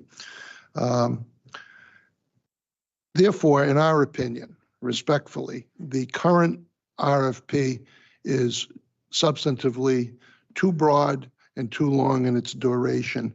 And we would respectfully ask that the board table this matter tonight to allow for further discussions between the city attorney and the superintendent and his staff for the purposes of submitting a revised RFP that better recognizes that you ought to have standby legal counsel on an outside basis available, but not utilized routinely, as perhaps has become a bit of a practice and therefore a significant budgetary expense. So again, I don't think, and we recognize the time limitations, but frankly, unless I got the wrong draft, the particular draft that I saw called for responses coming in by July 15th, but a contract starting July 1st. So that, unless that was revised, that doesn't necessarily make a lot of sense. There's also a significant amount of repetition in the RFP and some conflict between, it appears that you're looking to, the way it's drafted now, you're asking for significant pro bono services, which are only going to be provided if you're committing to affording a substantial amount of per hour payments to a law firm, as opposed to trying to, again, save your money by having more heavy lifting done in the city attorney's office. But this has to all be by agreement. And as a consequence, I think, again, you meet regularly. As far as services disappearing as of July 1, never a risk, because the city attorney can always hire someone, even if the contract were to expire.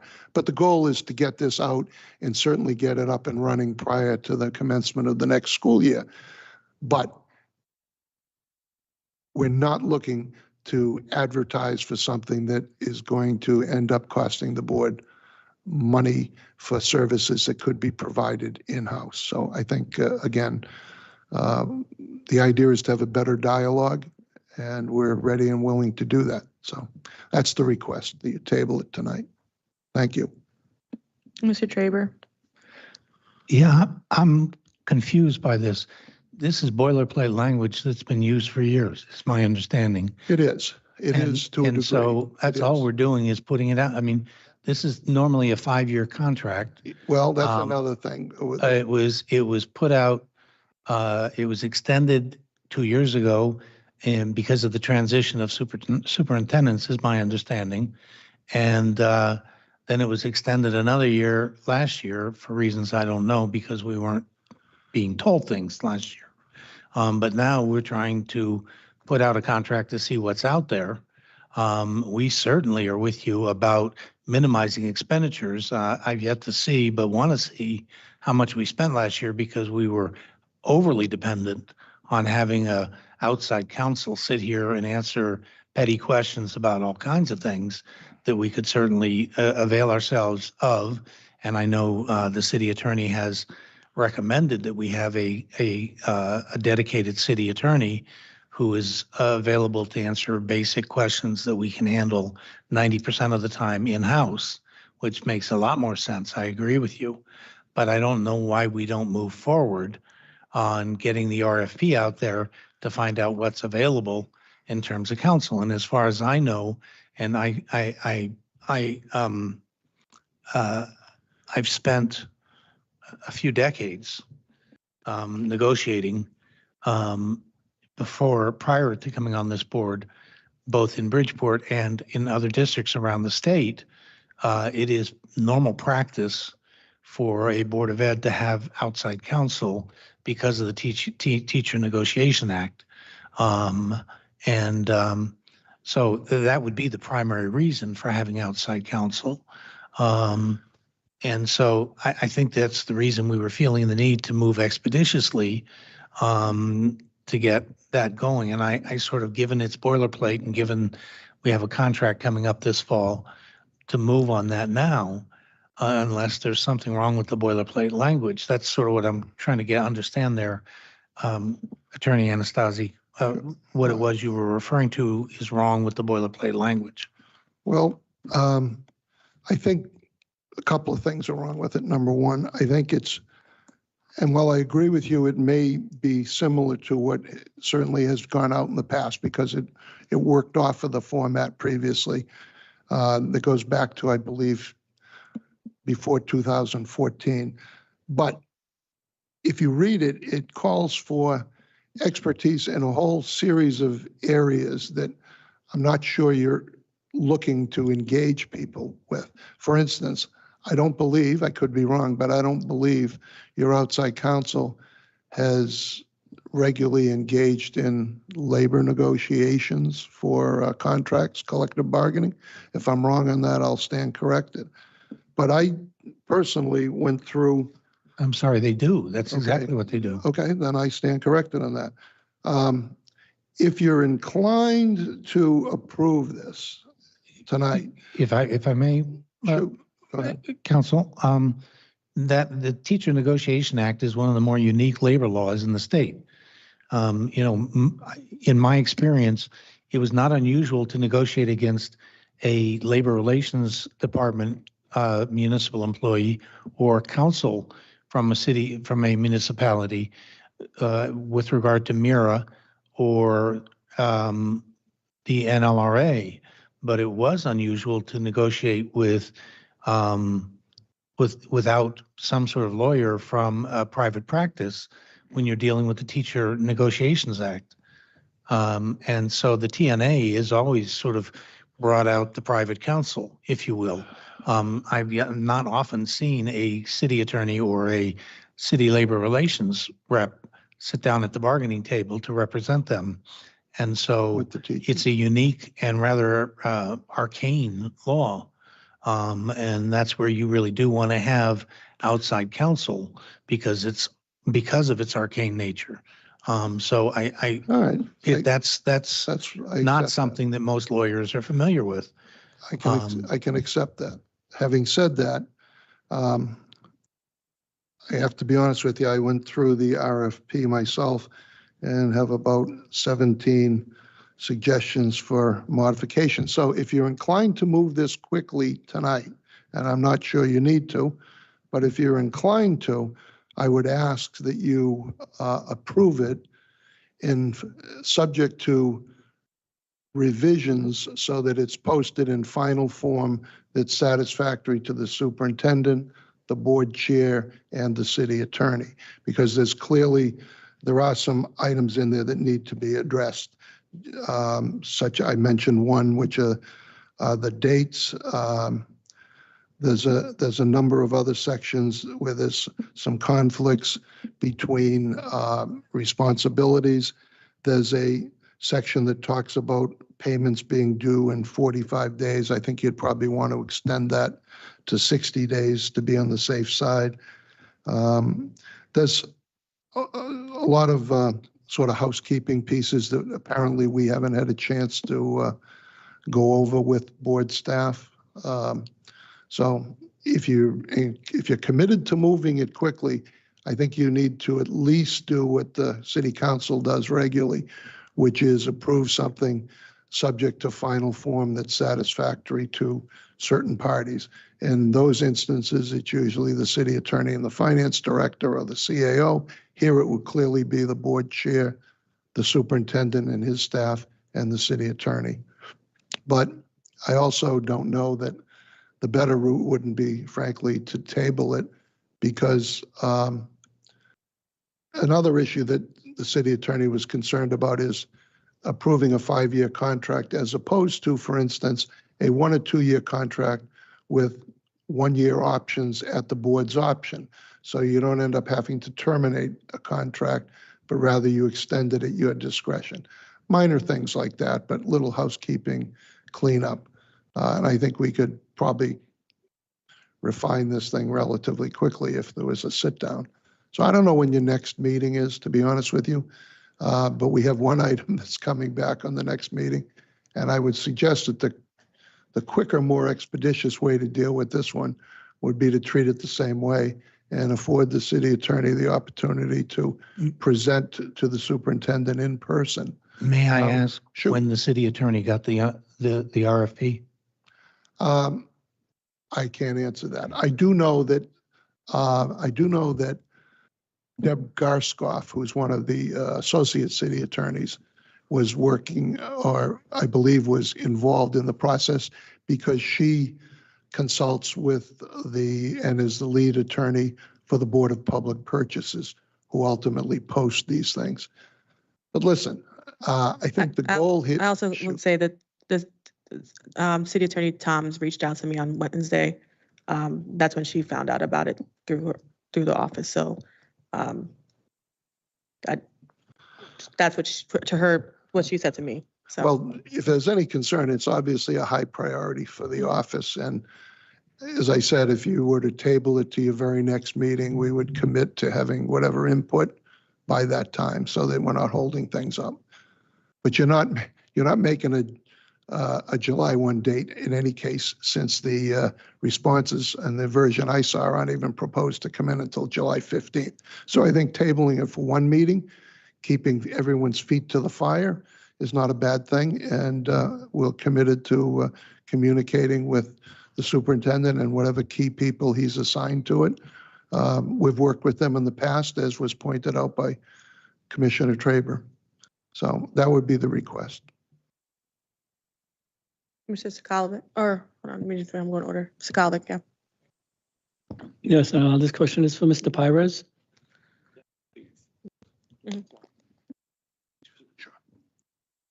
Under this RFP, how many hours are we required to utilize?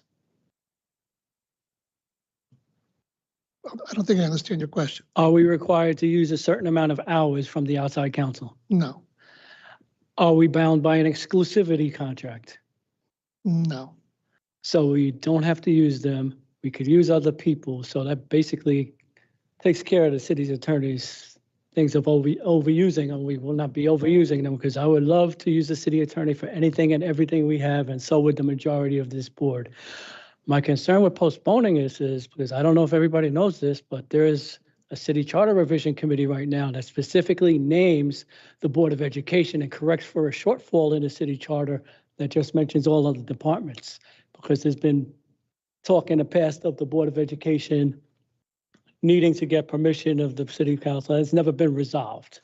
So they're putting new language in the charter revision to try to get that approved with the Board of Ed specifically named in addition to the city council and this. So my concern is the city, maybe, no disrespect to the city, moving to do something on their own or try to usurp us. And as you know, there's some conflicts between the city and the Board of Education. For example, I just made a referral about the MBR. Is the city going to give us a lawyer to defend us, to defend them, or defend us? And that's the conflict where the board has to do. Every time we have a case that involves education law, the superintendent will have to reach out to the city attorney, and then they have to go find an attorney to handle that particular avenue of expertise that we don't have. So If I could just answer that piece. By charter, if there is a conflict between boards, commissions, city council, employees, et cetera, the city attorney is obligated specifically in Chapter 7 of the charter to engage outside counsel to represent one of the parties so that there is no conflict. So we would never attempt to represent the city and the board where there's a dispute between the two parties. So And who chooses? I don't think that's the issue. And who chooses that outside counsel? I'm sorry? Who would choose that outside counsel? Well, the way we've always handled it in the past is when selecting the firm for the Board of Ed, the city attorney participates, as you know, in the selection process to make sure the party's qualified. But there's a panel much larger than one or two representatives from the city attorney's office. And as long as the respondent is qualified, it will be determined by the selection panel, not by the city attorney directly there. Now, and that's because it's your funds. And this is very much the way it's done with the WPCA as well. We went out and engaged outside counsel for the WPCA. We sat with them, but recognizing it's their money, as long as they're hiring qualified attorneys, then we have no reason or role to dispute that. As you'll also know, that the prior agreements have always been countersigned by the city attorney, as well as either the chair or the superintendent or both. So it's sort of a joint process, but there's never been an attempt to foist some firm on the board that they're not interested. Same thing with the city council. There were 3 or 4 occasions where the city council had a dispute with the administration. One I remember was on the budget process. Another one was on a major development where the city council wanted to get a second independent opinion. What we did was we sat with, I was the city attorney at the time, we sat with the council president, we interviewed a number of firms, and at the end of the day, the council president selected one of the qualified respondents. So again, this is not a power grab by any means. This is a recognition, frankly, that probably we have not held our own feet to the fire over the years to make sure that the board is spending as little money as necessary on outside counsel. And this effort, again, is an effort to assist, not seize power. It's an effort to act responsibly. And I think in order to do that, we need a bit of an opportunity for the city attorney personally to get her hands onto this agreement and make sure that it's something we're all very pleased that goes out. And for instance, we want language in there that makes it very clear what was just said, that not only is there no express representation of any minimal amount of work, but we want language in there that makes it clear that there should be no expectation of that either, particularly if we are asking for some of these pro bono services, which could be demanding on the firm. So again, I don't think tabling one meeting is going to necessarily impact anything. Okay. And in the meantime, if something comes up that requires an attorney and it can't be done in-house and the contract's expired, it would continue on for an extra week or two. That's all. The goal would be to probably move the award date later into July, but definitely so it's in place and people are available for your school year. So I'm just reiterating, I don't see any downside, and I think it would be a sign of good faith and assist in this partnership arrangement moving forward. Right. In my experience, most of the RFPs are very broad in scope, and then when you sit down and start negotiating, you get the particulars down and what everybody does. You just cast a wide net to get as many bids as possible, and then you negotiate afterwards, and then you get the deliverables at the contract negotiation. And that makes sense. That makes sense on a certain level. But to be honest with you, sometimes when you ask for too much, you're eliminating people or firms because they don't have all of the things you're asking for, some of which you may not need. For instance, I don't think it's any secret that there's probably 2 firms that dominate the education representation in this state, and you've had both of them. It's been Shipman and Goodwin and Birch and Moses. I think between the 2 of them, they probably do 85 to 90%. And then there's a smattering of others who I'm not saying are not qualified, but the more you ask and the more you demand, the less likely you're going to get more than just 2 respondents. So I think it might be more productive to make sure we're only asking for things we need. Yeah, I have no issue with the city going forward as searching, but in the meanwhile, I think we should have our own firm. And respectfully, I think we should move forward with this RFP. That's all I got for now. Ms. Casimir? Attorney, don't leave yet. So I just want to ask you one question. Sure. Let's say the board decided not to go with this and we decided to rely on the city attorneys. If there is a specific issue or problem that comes up centered around special education, labor, and then you guys would have, you as a city attorney's office would have to go to another attorney who has experience in that area, who would pay for that? Well, number one, any payment for outside lawyers would be from the board. But we are not suggesting that you forego having on-hand standby outside counsel to supplement in those areas that we cannot perform, either because it's a particular expertise, as Commissioner Traber has spoken to, or because there's a conflict and no attorney, including the city attorney, is interested in creating and providing representation that's going to result in a conflict of interest.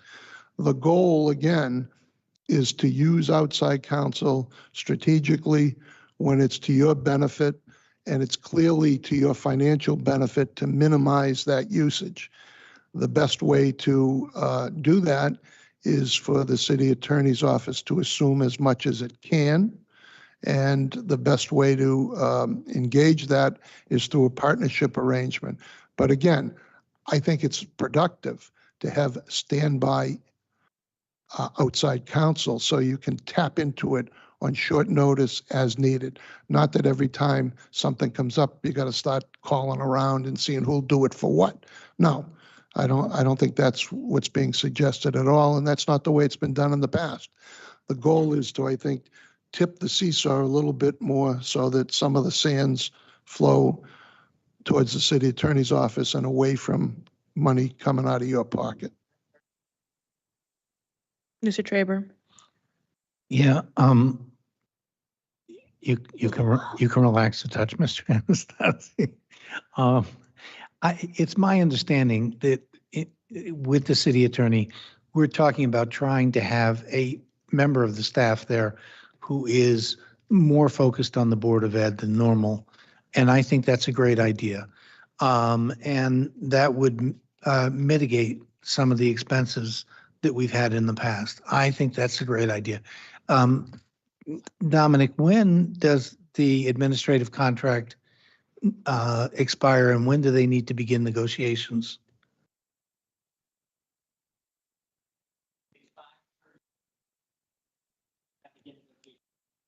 This summer. Okay, so under the TNA, there's a really specific window for negotiations. I mean, it's not unlike any other negotiations where you can, hey, we can start next month and we can extend that and we can extend that and we can extend it. It's like you start bargaining and I can see Herman's head shaking and I can see Becca's head shaking in the back, the staff from the BEA and CEA. You have so many weeks to negotiate before you get into mediation. You have so many weeks to negotiate before you get into arbitration. It's like that. And then you find yourself in binding arbitration and it's done.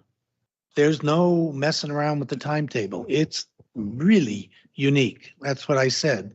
And so we don't have a lot of time to find somebody who's going to do those negotiations. And so that's why we need to get somebody ASAP. And we don't have a lot of time.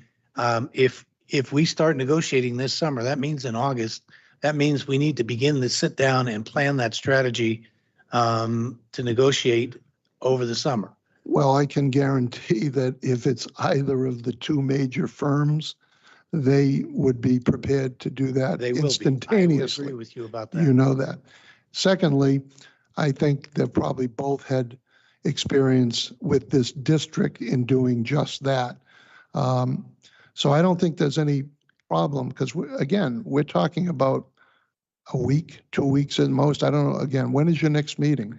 We're going to have a special meeting next Wednesday. Okay, then give us until next Wednesday and we'll meet with the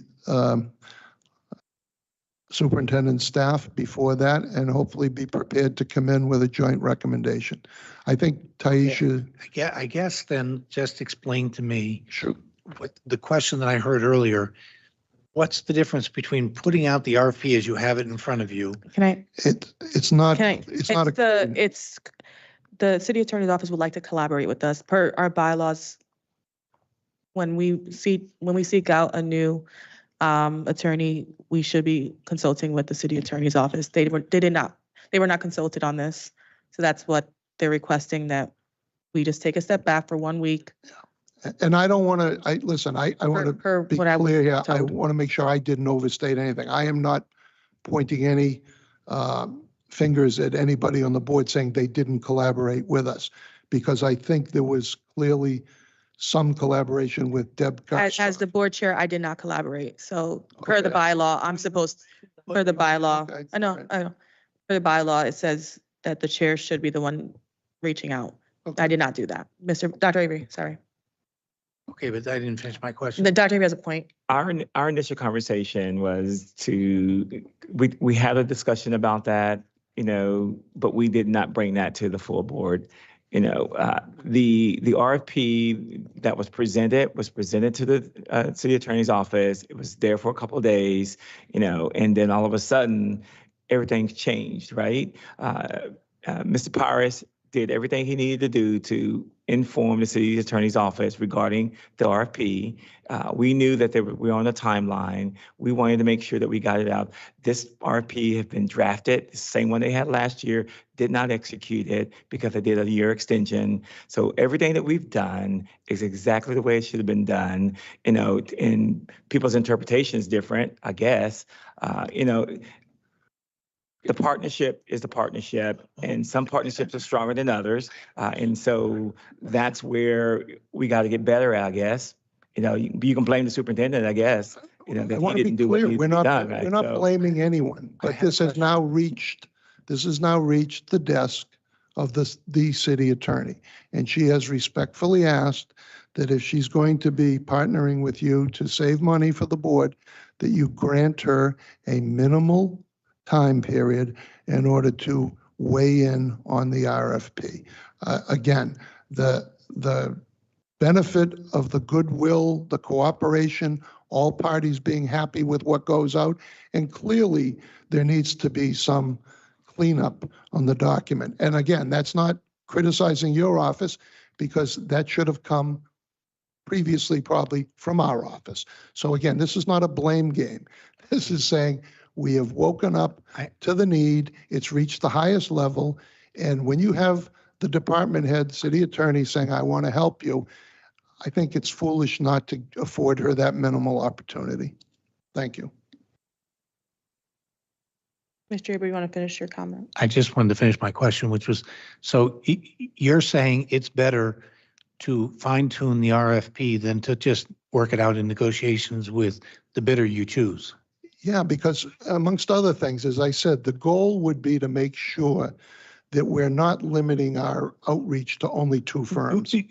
Okay, because I was going to say, can't even be as you sure correctly pointed out, there really are 2 major players that dominate the state, and there are not a lot of other bidders out there. So wouldn't a broader RFP be more likely to attract? You're saying a broader RFP would be more likely to chase away any other bidders? Ordinarily, I would agree with you, but I think in this area where you're saying you have to have expertise in 6 or 8 or 10 different areas, some firms may look at it and say, we're really good in labor law, but we know nothing about special education, for instance, which I know is a piece of this. So you want to make sure you're crafting it to attract as much as you can, and then you go through the interview process. I can't even guarantee that you would get bids from the two major firms, if I recall correctly. And one of the two major firms, I think, declined to participate the last time. So we want to make sure we have competition. The goal is to have competition so that you have leverage when you negotiate the terms. But look at both of these major firms, if it comes down to only them, are so experienced in having done business with us in the past that the negotiations with them, once we issue the RFP and get the responses, and we could even shorten up the response time, perhaps, that's going to be a one-day negotiation because they know what you're looking for and they know they've done it before and they know what the marketplace bears. So I don't think it's going to be, this isn't like negotiating to build, an arena or a ballpark. This is to negotiate a contract with parties that have already negotiated in the past with you. So again, at the risk of repeating myself, we're not asking for much. We're asking for a little bit of time. And if we have to shave some of the reviewing portions in terms of shortlisting and interviewing, that's where we can pick up the lost week if that's what it comes to. Mr. Sokolovic.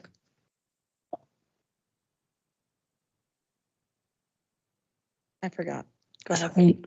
Yeah, I just pulled out the bylaws. I think you misinterpreted number 6. You have the authority to act as a representative for purposes of consultation with legal counsel. May authorize us to consult with legal counsel as you deem appropriate. Chairperson will distribute all board education. Nowhere in it says that the board chairperson is responsible for communicating with the city on any RFPs. If there's something that exists, if you could point that out, that would be appreciated. But seeing that that doesn't, I would like to make a motion to approve the RFP subject to, what's it called? Final Updates.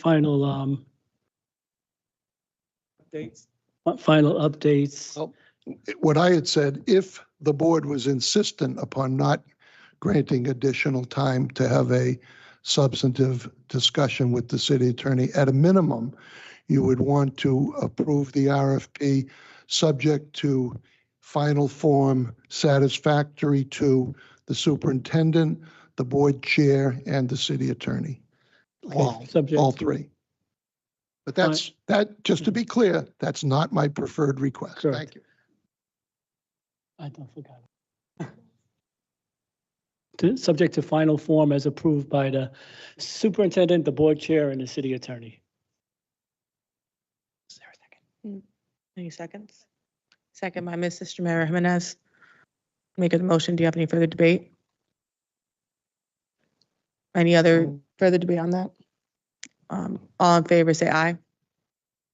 Do you have a question? No. Oh. This is, All in favor, say aye. aye. Any opposed, say no. No. Any abstentions? Ayes have it. Thank you for your time.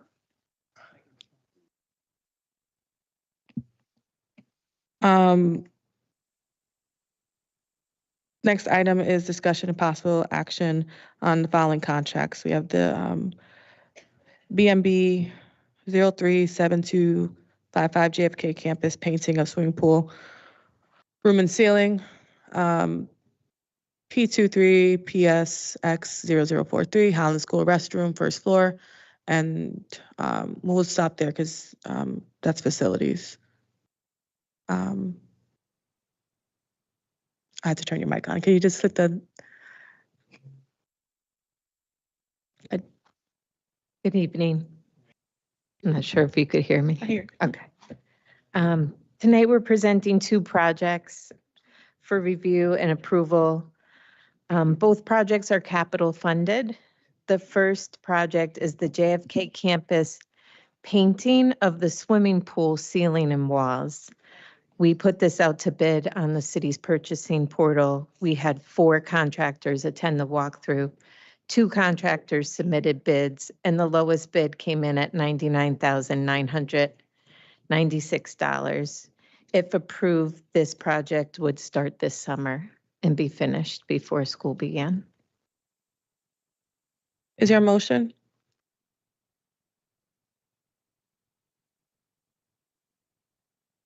No. Move to approve the item, section G1 BM. Do you want the whole number read? Sure. BMBO 37255 JFK campus painting of swimming pool room and ceiling. Seconded by Mr. Benahan. Any further questions? All in favor, say aye. Aye. Any opposed? Any abstentions? The next one is the Howland School restroom, first floor. Thank you. This project was, we used a state contract, but we reached out to several contractors on the state contract to attend a walkthrough to bid. We had 3 attendees, 1 submittal. The submittal came in over budget. So this summer, we proposed doing the first floor at $88,788. This will be renovating the bathrooms on the first floor. Is there a motion, Mr. Traber? Move to approve item G2, P23PSX0043, the Howland School restroom, first floor. Is there a second? Second, Mr. Medina. All in favor, say aye. Aye. Any opposed? Any abstentions? Next item, thank you. Thank you. Have a good night. Next item, Mr. Pires, Relay Hub, student Medicaid billing reimbursement. Relay Hub. Relay Hub is a processing agency that will process our Medicaid reimbursable claims for all students that receive services that are Medicaid eligible. The goal of this service is to maximize our revenue that we receive from Medicaid. They're the most experienced firm in the state. They represent over 100 districts, and they're equipped to do the best job for us. Thank you. Is there a motion? Move to approve Relay Hub student Medicaid billing reimbursement. Seconded by Mr. Benahan. Any further debate on that? All in favor, say aye. Aye. Any opposed? Any abstentions? Thank you, Mr. Pires. Thank you. The next item on the agenda, discussion of possible action of the fiscal year 25-26 operating budget. Madam Chair, we are requesting that we table this item. I think we're going to have, we just need a couple more days to kind of work through unpacking some of the legislative billings that came through, and then we will bring back to Finance Committee. I'm thinking proposed date is going to be on Monday, and then a special call board meeting for the 18th. And then we'll have everything lined out, along with some of the other items that we tabled earlier in the meeting. Mr. Benahan? Yeah, Madam Chair, I'm making a motion to table letter H, yeah, H, action of the FY 25-26 operation budget. Second, Mr. Sakalovic. Any further questions on that? All in favor, say aye. Aye. Any opposed? Any abstentions? There is a point of personal privilege or point of privilege from Albert Benahan. Thank you, Madam Chair. First of all, I have to say, the board members and everybody went to the Clay Memorial May 29 about the show of the students. It was phenomenal. When people say that our students are failing, that the students not prepared, that the students not ready, you're wrong. The show was amazing. How they did from the high school, the pre-K, the little one was amazing. The presentation, everything. And I have to say, thank you so much, Dr. Henry and the team. It was beautiful. I take out my hat for her and for all the team. It was amazing, and I hope we can see it again. The second one, I have to say thank you for Ms. Kari Rocha, and her team too. I believe Ms. Janet Haron and was another person. Sorry, I forgot her name. Because we have May 31st, we had the Community Resort Fair, Center High School. It was beautiful. parents came out, a lot of information for the community, and the team did amazing job. Thankful it's exactly including Tim, Mr. Giancarlo, Olivia was there. Everybody, they do something great for Bridgeport. The other one was a June 2nd, the teaching celebration excellent. It was beautiful. We have it here in Harding High School, and I take out my hat for everyone. Thank you for everyone did the service, worked so hard. I know it was not easy, and they never give up. And I have to say thank you for Dr. Faga for everything and your team. You did an amazing, event. Thank you for everything you did. June 5th, we had the BA Grovin on the retirement with all the staff, and it was beautiful. The staff was very happy to see the board members and Dr. Avery and Dr. Saki and then the whole cabinet. And as I say, I take out my hat for them. Thank you. I know some of them, they say we're going on vacation, but I don't think so. I think so they're going to come back. Working with us so many years, 25, 30, 35 years, hey, my respect. When they can go another city, they stay here in Bridgeport Public School to help our students and everyone. And last one is I have to say June 8th, yesterday, in Cecil Park, the Dominican Coalition, they did amazing event for Bridgeport. When I say Bridgeport, I was there, and everything I see was Bridgeport students. They did something phenomenal for our community, some information. And as I say, I was there seeing what all the students, Mr. Benahan over here, Mr. Benahan over there, they asked for a lot of board members. Telling his son that, some people have to do with the family. But I have to thanks for the president for the Dominican Coalition, Ms. Ramona Santini, the secretary director, Jonathan Soto, and another team. They do something very nice for Bridgeport. And like I told you, it was Bridgeport students there, and parents were very happy. So I want to say that for the record. I know it's our last meeting. Thank you for everyone. God bless you all. And remember, never give up. We always had to do. Also the Juneteenth, the Juneteenth. I know I was there with Dr. Avery, and another Giancarlo and everything. It was good. It was amazing. And to tell you the truth, it was the first time the board of education was there, right, Dr. Avery? And they was happy to see Dr. Avery. They was happy, to see a lot of people. So we enjoy very good, especially the 100 girls leading. They did an amazing job too. So it was a lot. It was a lot thing, this week. I'm telling you, Bridgeport's always on top. Like I said, we're never gonna give up. And like I always said, the only person that can stop me is God. So thank you, everyone, and God bless you all. Thank you, Madam Chair. Ms. Estramera Jimenez. I have a point of privilege. I just wanted to mention about the vision that we have to submit to Dr. Avery, and then our communications department asked us each for our bios from the board members. So just wanted to make sure that got in because that was suggested as part of the CAPE training. Yes, and also I know some of the board members who need to take their picture for the website. Just make sure you reach out to Giancarlo or Tim on that, and get your bios in for them. Any other matters? Is there a motion to adjourn? Seconded by moved by Mr. Bennett, seconded by Ms. Casimir. All in favor?